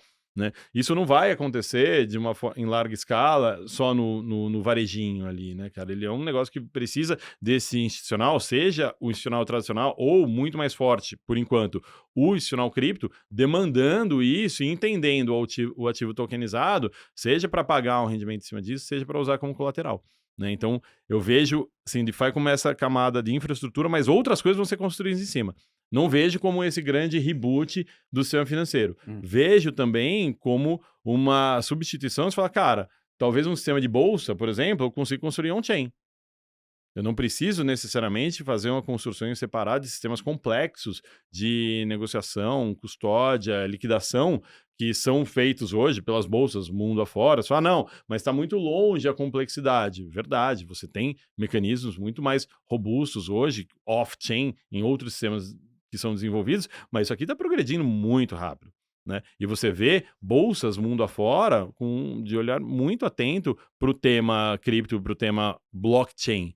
Você tem grandes desenvolvedores de software que hoje já integram, falam, cara, você pode fazer sua custódia se conectando em custodiantes tradicionais ou se conectando em blockchains, né? Em caras que são de TradFi, que são sistemas de negociação TradFi que já fazem cripto também, né? A Nasdaq, por exemplo, tem soluções para isso, né? Então, quando você vê essa convergência, essa integração, para esse cara usar smart contract para resolver problemas que ele tem ali efetivamente, cara, é um pulo. Mas ainda tem um gap, tem uma distância ainda significativa. Isso é muito doido, porque o smart contract, através disso, você cria um serviço. Esse serviço ele vai ter um output.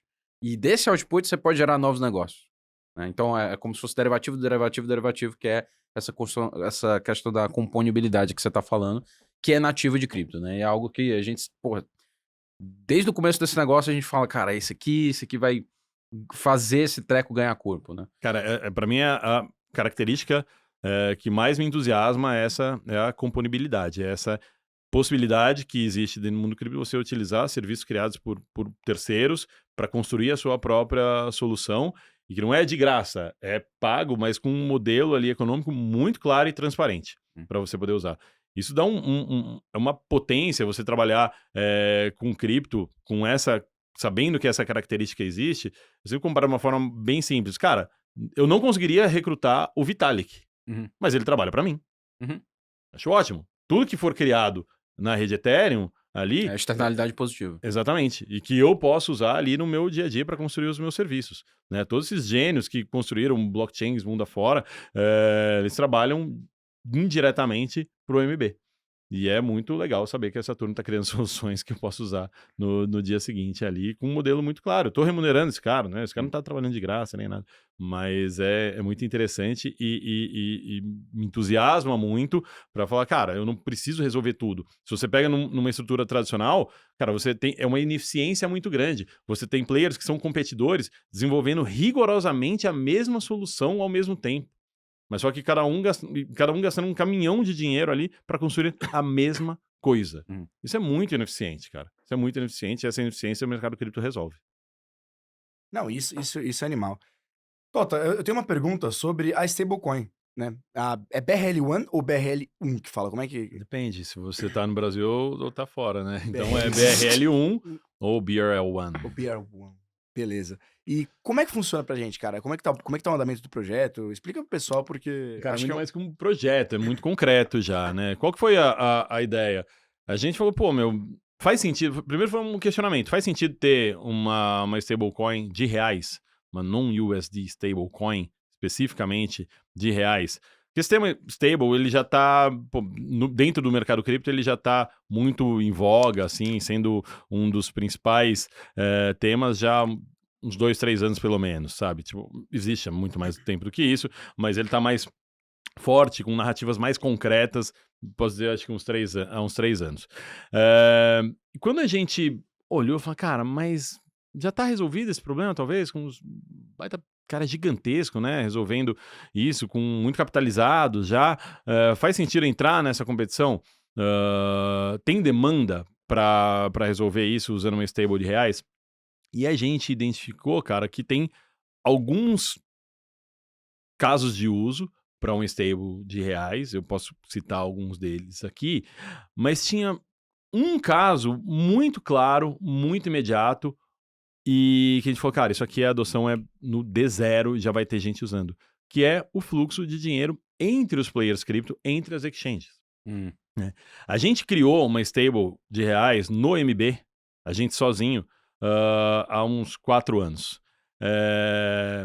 A gente olhava muito para o tema tokenização. Fala, pô, você tokeniza um ativo numa determinada blockchain.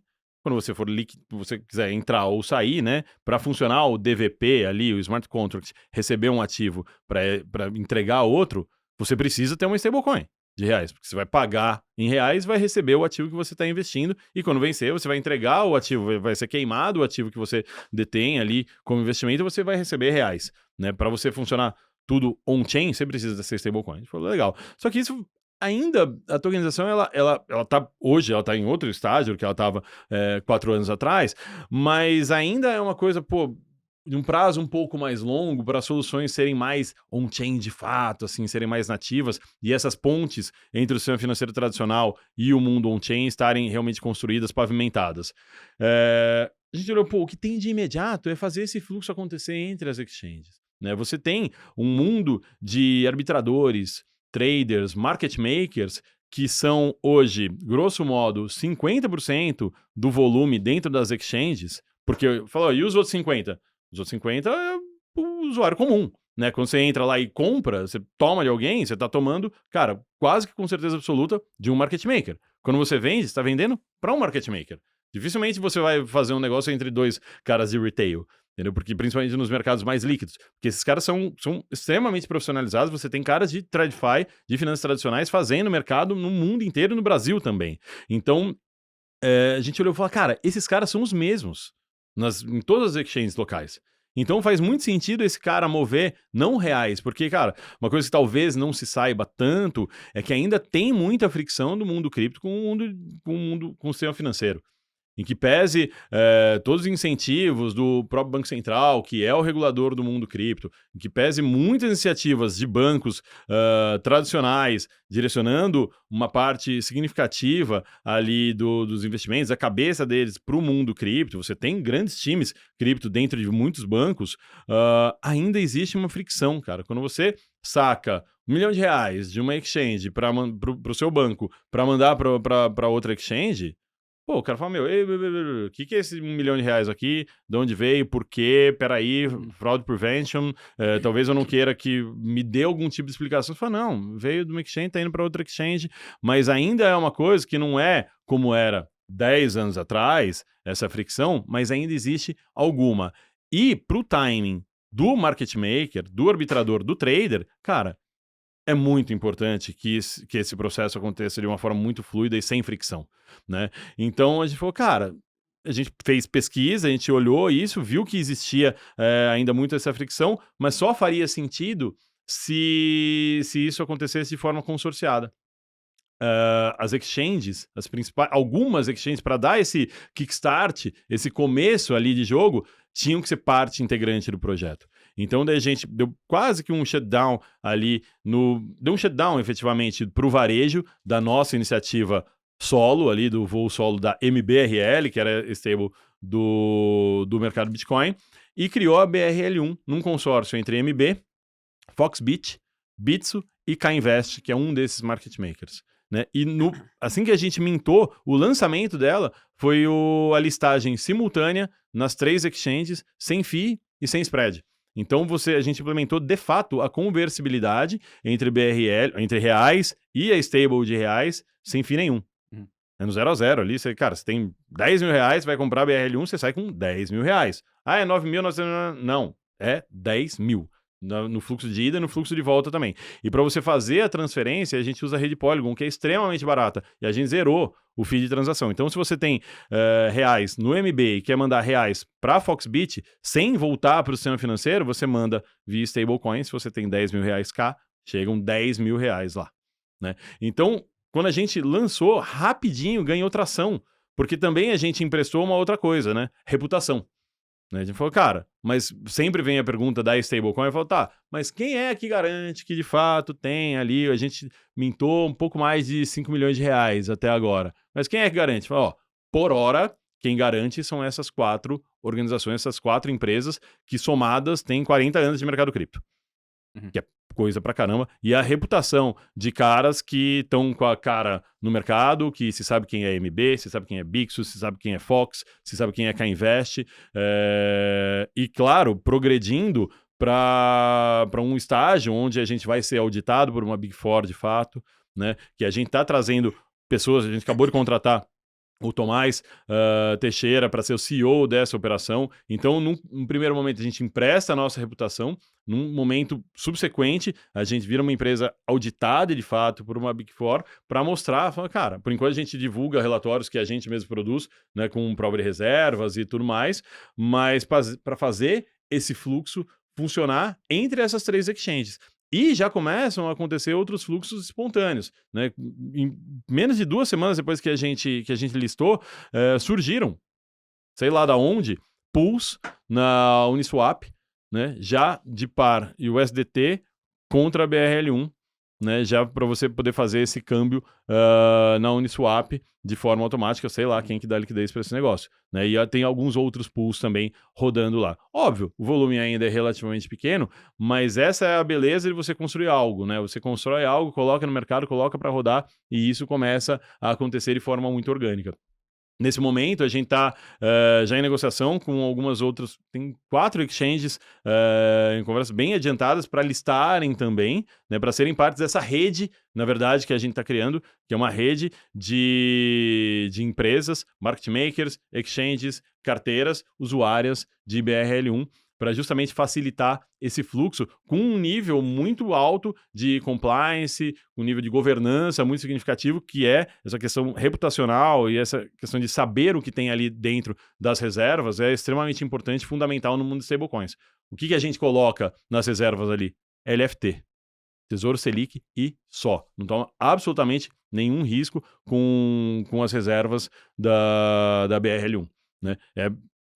A gente coloca tudo em LFT, o que não chega no PU de uma unidade ali de LFT, a gente compra uma compromissada, isso dá menos que R$10 mil em banco de primeira linha. Então, cara, essa pecinha de Lego, que ela, num primeiro momento, começa a dar um baita fluxo, hoje é um dos 10 ativos mais negociados no Brasil, em exchange centralizada. né? Rapidinho, assim, de uma forma muito, muito rápida, orgânica. Tem dia que negocia mais de 10 milhões de reais, o que para o Brasil é coisa pra caramba, sabe? Com pouco mais de 5 milhões mintado, negocia mais de 2 vezes o que a gente tem de market cap só nesse fluxo de arbitradores, traders, fazendo essa movimentação entre as exchanges. Então, e outros casos começam a surgir. Caso de tokenização, para fazer essa liquidação de ativos que a gente tinha olhado lá atrás. Caso de wallets gringas que fala, cara, eu quero dar exposição em reais para o meu cliente. Ou um cara que tem operação Latinoamérica e não tem Brasil, mas começa a chegar em Brasil. E, cara, cá entre nós, o brasileiro faz conta em reais. Né? A gente fala em preço do Bitcoin em dólar. Você falou na abertura aqui do programa, preço do Bitcoin em dólar. O meu usuário, o meu cliente, meus 4 milhões e 300 mil clientes, não tem uma parte significativa deles, não tem a mais remota ideia de onde está o dólar. Ah, deve ser uns 5, 6, que faz muita diferença ser 5 ou ser 6 reais o dólar. Era isso mas que eu esse te cara faz perguntar. conta em real. Era justamente sobre isso que eu ia te perguntar. Por que não transacionar entre dólar? Porque, na verdade, isso é para o público brasileiro mesmo, para o cliente que trada em real. Isso. E acho que tem esse abismo, assim, pra gente cruzar de falar dólar e falar real. Você quer falar com a massa aqui no Brasil? Você fala em reais, cara. O cara não vai pagar em dólar, contas a pagar dele em real. Exato. Ele não vai pagar em dólar, não vai fazer conta em dólar. A gente não tem uma economia dolarizada. É diferente. Em algum momento, num passado distante, você olhava o preço de carro, preço de imóvel em dólar, sei lá. Algumas coisas a gente dava em dólar por conta da nossa instabilidade, por causa de inflação, etc e tal. Na Argentina, se faz muito isso ainda. No Brasil, felizmente, eu vejo de uma forma positiva, felizmente a gente faz conta em reais, porque a gente está confortável com a nossa inflação aí de 5, 6 ao ano. Para quem teve passado inflacionário que a gente teve, tá ótimo 5, 6 ao ano. Ninguém está muito preocupado com isso. A gente se preocupa, claro, com inflação ali no dia a dia, mas não da forma que era antigamente, que você não sabia se 10... sei lá, a moeda que fosse, cruzeiros, cruzados, enfim, se 10 mil, 100 mil, quanto que comprava? Eu sou um pouquinho mais velho, né? A mãe te mandava na padaria, compra 100 cruzeiros em pão. Mas quantos pães eu trago? Falei, não é essa conta, não é em unidades do que você vai comprar, é em volume financeiro, né, que você vai comprar. Compra quanto der. Né? Uma semana você trazia 7, na semana seguinte você trazia 6, na outra você trazia 5, na outra você trazia 4. Daí eu falava, melhor te dar 200 mil agora pra você fazer a mesma compra. Daí você 7, 6, 5, 3. Pô, 3? Você comprou bala? Não comprei nada, cara. É o que deu pra comprar, sabe? Então, assim, hoje a gente tá feliz fazendo conta em reais de uma forma mais abrangente aqui. Então, nada mais justo do que continuar falando em reais. Quando você fala dos ativos tokenizados, por exemplo, os ativos são essencialmente ofertas de renda fixa.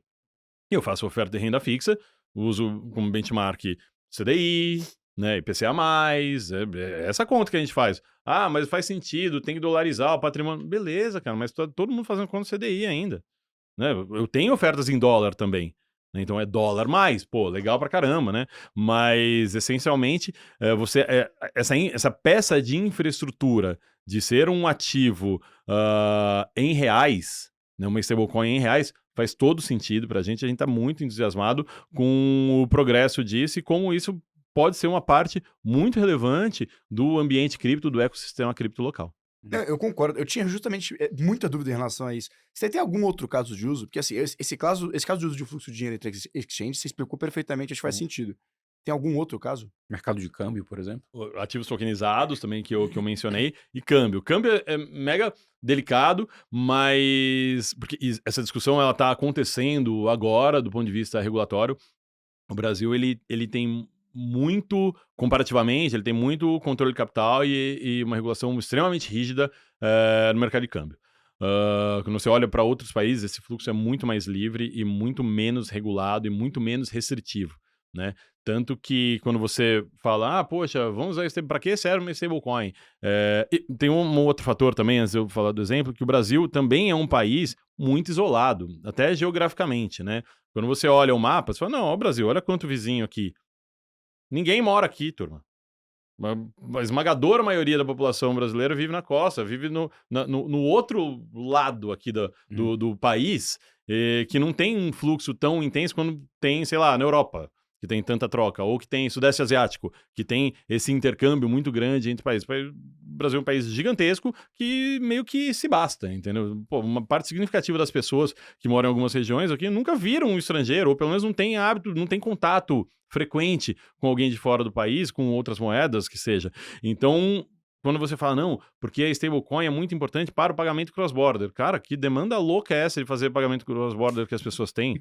Não tem tanta assim, tá? Beleza, quando você fala de business, de negócios, claro que isso existe, mas no indivíduo ali na ponta final, não, mas o meu tio, ele paga a faculdade do meu primo, ele manda dinheiro porque ele tá estudando lá em Londres. Cara, você tá falando uma parcela desse tamanho da necessidade do rico. população. É muita exceção. Sabe, é muita exceção. Legal, baita case. Óbvio que é legal. Aqui, talvez para o público que a gente tá falando, muita gente conheça pessoas em situação semelhante, mas a gente tá falando de um extrato pequeno, infelizmente, um extrato pequeno da população, né? Então, quando a gente pensa em câmbio, você tem também muita gente criando redes mundo afora para congregar, para agregar várias stablecoins, não só de dólar, mas de outras moedas também, para facilitar esse fluxo de câmbio. Porque hoje, as soluções de câmbio que existem mundo afora, não sei se vocês já ouviram falar, a gente chama de stablecoin sandwich, a solução, né?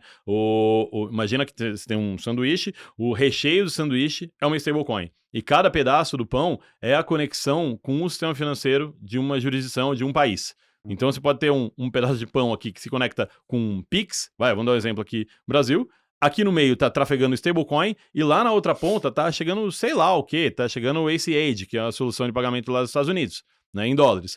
Então você fala, poxa, então eu entro com Pix e saio com Pix, entre aspas, lá nos Estados Unidos e tá trafegando aqui no meio stablecoin, você nem tá vendo. Ótimo, baita solução. Então tem muita gente trabalhando nessas conexões com múltiplos provedores de serviços, provedores locais de pagamentos para você efetivamente conseguir fazer pagamento de qualquer lugar, de qualquer sistema financeiro, para qualquer sistema financeiro de outro país, usando stablecoin no meio, né? E para isso, eventualmente, você precisa, vira o mesmo caso, se eu estou fazendo um pagamento do Brasil para a Europa, por que eu tenho que usar USDT? Para que eu tenho que usar o stablecoin dólar? Não faz sentido extravegar, seja com uma stablecoin reais, seja com uma stablecoin euros, né? Isso ainda, 99,5% do mercado de stablecoins é dólar, né? Mas tem esse 0,5% aqui que começa a crescer, muito apoiado nessa tese de que, poxa, a gente pode construir uma solução mais eficiente para fluxo global, sem que você precise ficar pensando em outra moeda. Você pense em dólar. Se você quer ir do euro para ien, você não precisa do dólar. Você está indo, sei lá, cara, do dólar canadense para o dólar neozelandês, você não precisa do dólar americano, né? Então, acho que ser uma peça também que pode se conectar nessas soluções de câmbio e de remessa é algo muito valioso, mas é algo que não é a primeiríssima coisa que a gente está olhando, né? A gente está olhando muito esse fluxo, primeiro, depois wallets, ou seja, alguém que quer ter exposição em reais sem necessariamente ter conta em reais. Você pega muito o cara, market maker gringo, por exemplo, que ele fala, cara, mas principalmente os oriundos de mercado internacional, fala, cara, mas eu não quero ter uma entidade no Brasil e pelo meu compliance aqui eu não posso tocar em reais. Eu não posso ter reais. Fala, mas e uma stablecoin em reais, você pode? Aí eu posso. Pô, legal, golaço. Caraca. Cara, se isento. Tá. Então daí uma stable ele consegue. Porque stable ainda está numa categoria ali que não é moeda, é um ativo digital, a regulação está progredindo, seja nos Estados Unidos, Europa, Brasil também, né, para ver onde que a gente encaixa isso aí, né, esse bicho novo que foi criado, a gente tem que criar uma regulação para encaixar, porque não é moeda, mas também se classificar como ativo talvez não faça muito sentido, é uma commodity, talvez não, stablecoin é uma coisa bem específica ali, bem delimitada, né? Não, bizarro. Cara, eu sempre tive muito essa dúvida. Sempre. Então acho que ficou claro. Acho que deu pra entender bastante em relação a isso. E, cara, a gente, a cada dia a gente encontra novas possibilidades, assim, de uso, outros casos de uso de stablecoin, mas a gente tá muito focado em fazer isso tracionar no curto prazo, fazer isso escalar de verdade, não abrir 1 milhão de frentes, mas para a gente ser muito categórico ali e mostrar esse crescimento consistente e com muita governança. A maior dificuldade de constituir um consórcio, imagina, são 3 concorrentes na essência, cara. MB, Bitso e Foxbit, que disputam os mesmos clientes, que disputam os mesmos fluxos. São 3 concorrentes que conseguiram sentar numa mesa, se orquestrar, se equilibrar, implementar uma governança que funciona de fato para todo mundo estar confortável com isso e um confiar de fato no outro para fazer isso funcionar. Não, animal. Cara, eu tenho só uma pergunta. Tipo, Hum. como que você acha que isso conversa com o projeto de CBDC do Brasil?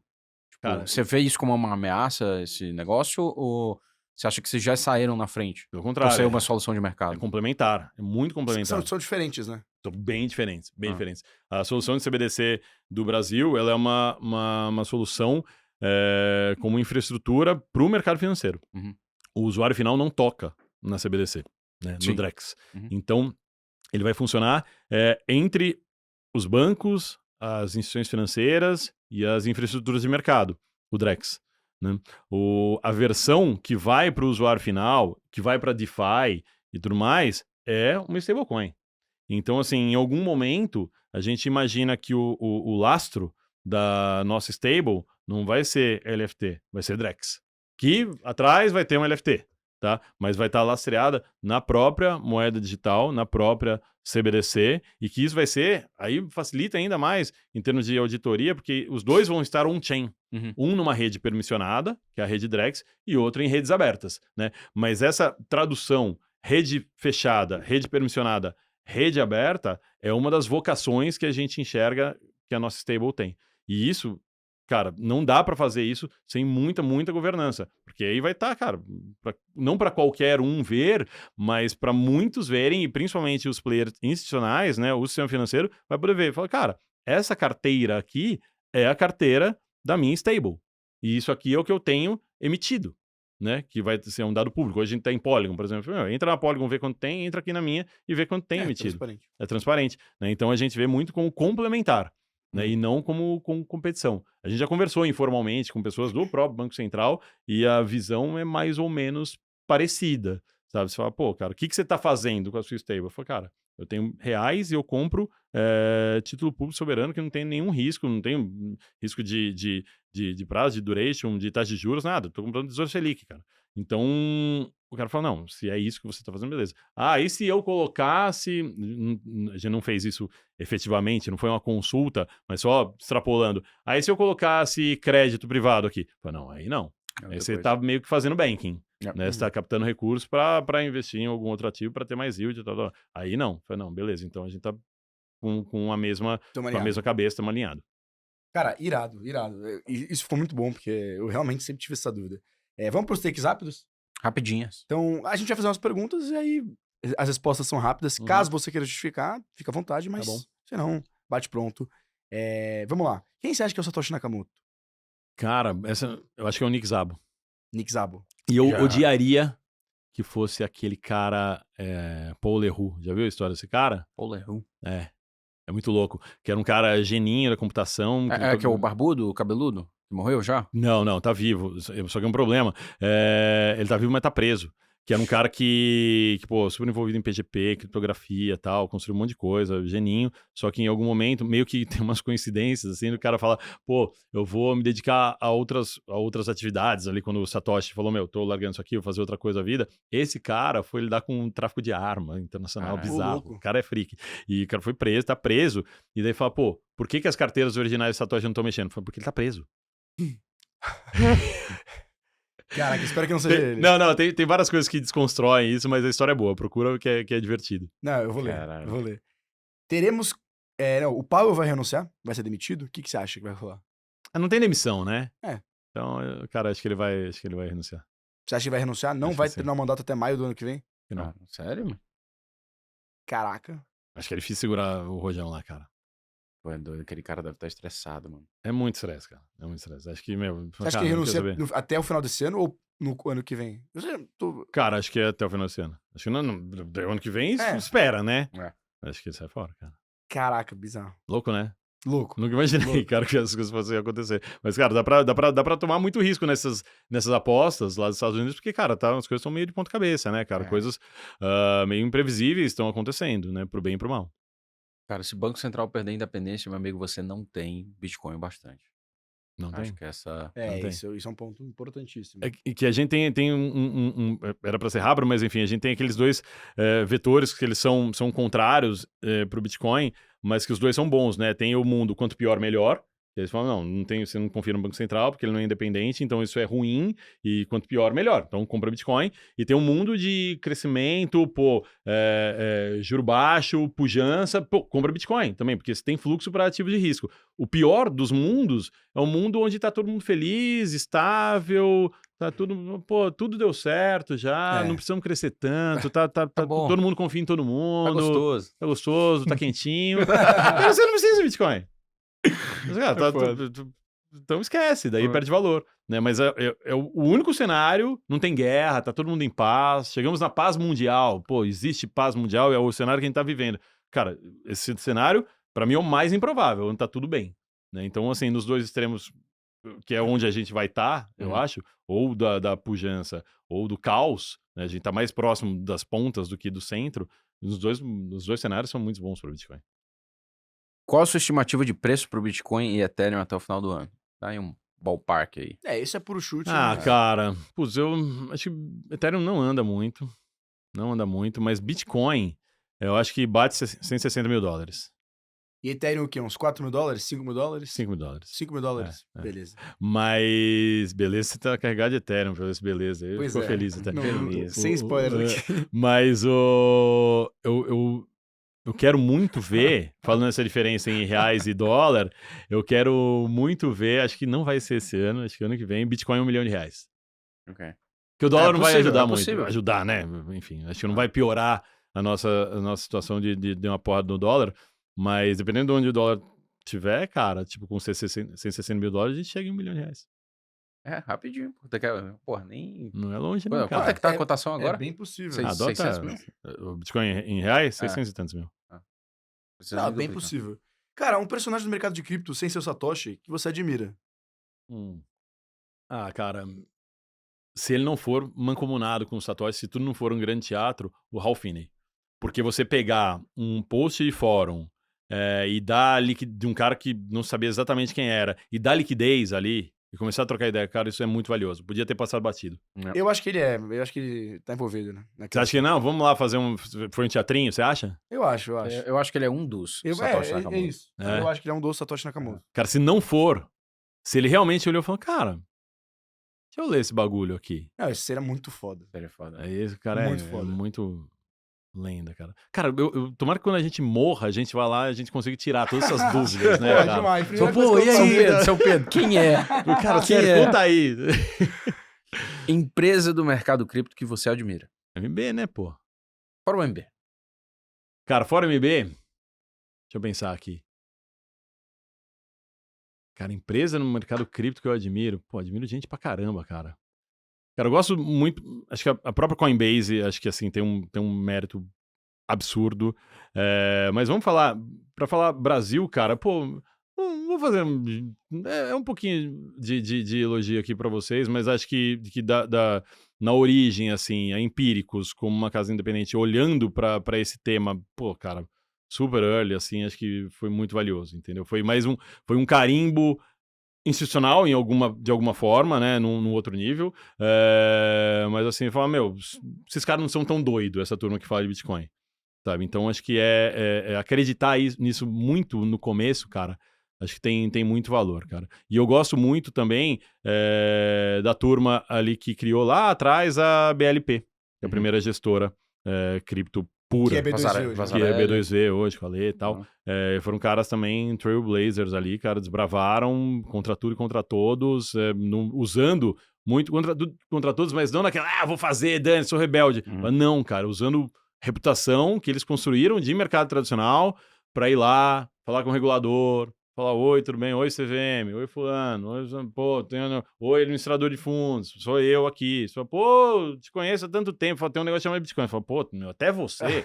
Já vieram uns moleque aqui tentar. Agora você... Fala, então, senta aí, me ouve, por favor. Acho que você pegar a sua reputação e colocar ela pra jogo, acho que é uma coisa que você construiu durante muito tempo. E colocar ela pra jogo, pra uma coisa que você viu, olhou e acreditou, acho que é muito foda. Caralho, porque Pra construir é difícil, pra perder... E essa muito ideia, fácil. um negócio que me irrita muito, cara, no mundo cripto, assim, pô, eu fui all-in. Se foi all-in, você não tinha nada, vídeo. Pô, é meio fácil dar all-in, entendeu? E você ir, não all, mas ir com a coisa que você tem de mais valioso, que não é grana, que é você, a sua figura, a sua reputação, acho que isso tem mais valor do que dar esse all-in maluco, ou quando você tinha um seguro, ou quando você não tinha muita coisa. Cara, concordo Irado, pra caramba. irado. Um sonho pro mercado de cripto BR. Cara, essa regulação sair, quando a gente sair aqui da gravação, a regulação do Banco Central tá publicada. Não aguento mais, cara. Não aguento mais, insuportável essa espera. Eles estão fazendo mais consulta esse ano ainda, né? Cara, fizeram 2, em tese, eram as 2 últimas, a 109 e 110, para a regulação das VASPs, né, que são os intermediários, os SAVs lá, os provedores de serviços de ativos virtuais, que foi o nome que se deu, e vai falar, o que precisa, já tem as minutas foram publicadas, as consultas foram as minutas, a gente vai publicar isso, isso e isso, tá bom? Daí o mercado respondeu, e eles estão lá trabalhando para as coisas acontecerem. Né? Então, cara, isso é um passo, assim, absurdamente grande que a gente precisa dar. Você tá otimista? Cara, tô otimista. Tô otimista. Legal. Muito mais otimista do que pessimista, mas eu tô com pressa. Uhum. Imagina que a bill, né, mas o projeto de lei, O PL. ele foi proposto em 2015. Caralho. 10 anos Caraca. atrás. Tudo bem, era outra coisa, era meio torto, tinha milha no meio... Beleza, mas ele foi sendo refinado ao longo do tempo. Mas, cara, ele foi sancionado no final de 2022. Da sanção, ainda, estamos em 2025 já, cara. Vai fazer 3 anos. Foi bem no finzinho do ano, bem no finzinho de 2022 que ele foi sancionado. Faltou um decreto para falar, é o Banco Central. Todo mundo sabia que ia ser o Banco Central, mas faltou, esqueceram de assinar ali e tal. Demorou mais quase 6 meses para dar um decreto para empoderar o Banco Central. Falou, vai lá, filho, faz a regulação aí, por favor. E, estamos nesse rame-rame aí, que é muito nocivo pro mercado, no final do dia. Sim, não, eu concordo. Uma cripto sem ser Bitcoin. Cara, Solana. Ethereum ou Solana? Eu acho Ethereum mais relevante, mas se for pra comprar, pra ter no portfólio, Solana. Um meme favorito do Meme favorito? Cara, não sou um cara dos memes, velho, mas assim, então um meme old school. Acho que Dogecoin, você ainda, cara, tem um market cap que tem, é ridículo, é ridículo. Dogecoin é foda. Mas eu acho que, se for pegar, não é meme, não, é meme coin sim, Trump Coin eu acho que é um marco, a gente vai olhar pra trás, vai falar, cara, olha o que aconteceu nesse dia, velho. É um marco. Na hora da linha cronológica, lá vai ter vai com certeza. ter. Eu lembro, cara, como se fosse hoje, eu tinha ido viajar e tal, eu chego, sabe aquele scroll no celular antes de dormir, assim? Cara, Trump Coin lança, meu Deus, cara, daí já começa a falar com a galera tal do MB, vocês viram, é fake, não é, invadiram a conta, não invadiram, vamos ver, mas era tarde pra danar, uma sexta-feira, falei, cara, não consigo saber, tentei comprar, não consegui comprar, consegui fazer só uma transação minha processou, comprei um querequeque lá um pouquinho, beleza, acordo dia seguinte, falei, vamos ver, mundo de ponta cabeça, e a gente se reuniu ali, cara, super cedo, no sábado a gente listou, era meio-dia, tava listado no MB, cara. Cara, eu tava na praia com meus amigos, um amigo meu de noite chegou pra mim e falou, você já ouviu falar dessa Trump Coin? Aí eu olhei pra ele, a gente tava todo mundo bebendo, eu falei, tá...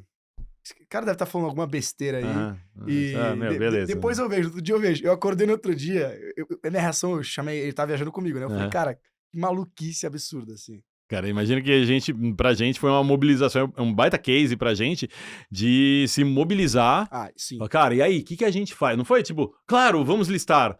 Pô, tem um monte de risco aqui, é uma meme coin no final do dia.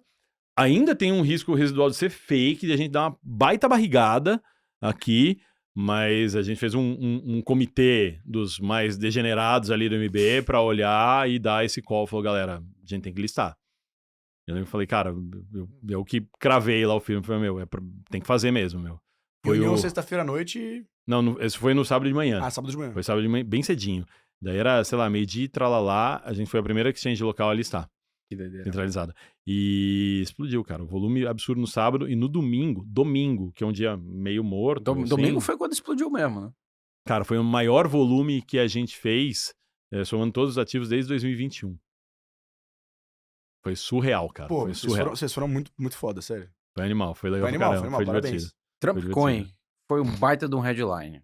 E aqui pra finalizar, qual que vai ser o headline mais insano que você quer ver até 2030? Até 2030? Nossa, cara. Headline insano até 2030? Cara, eu não quero ver, na verdade. Mas eu não quero ler que vai estar escrito alguma coisa relacionada a cripto, a blockchain, a Bitcoin, qualquer coisa.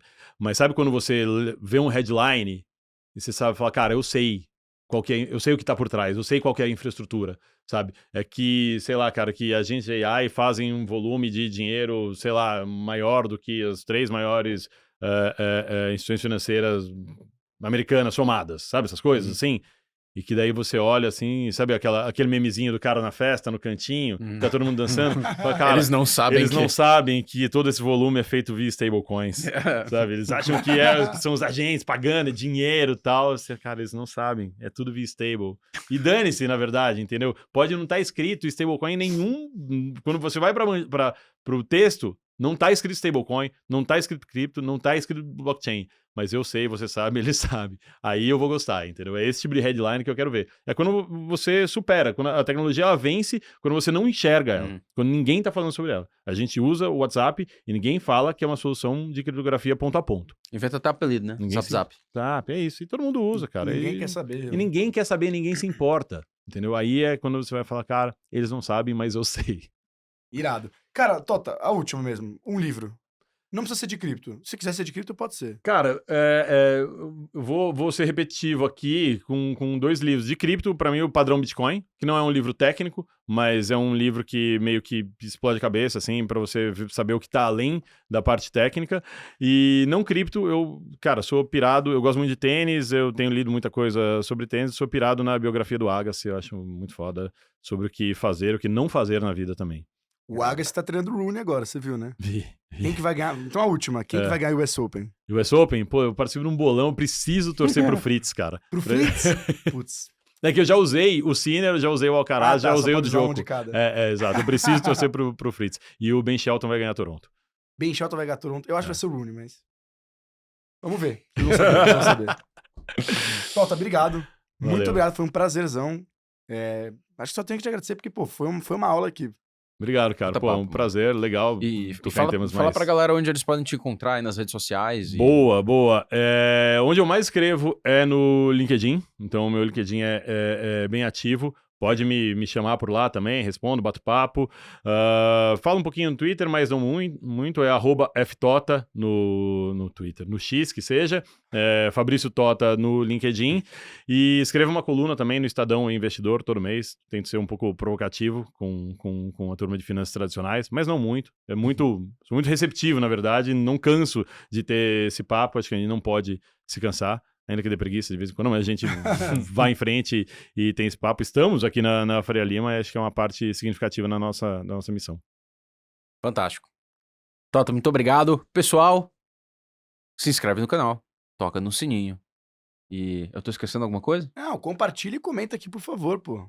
É isso. É isso. A gente se vê na próxima. Crypto Never Sleeps.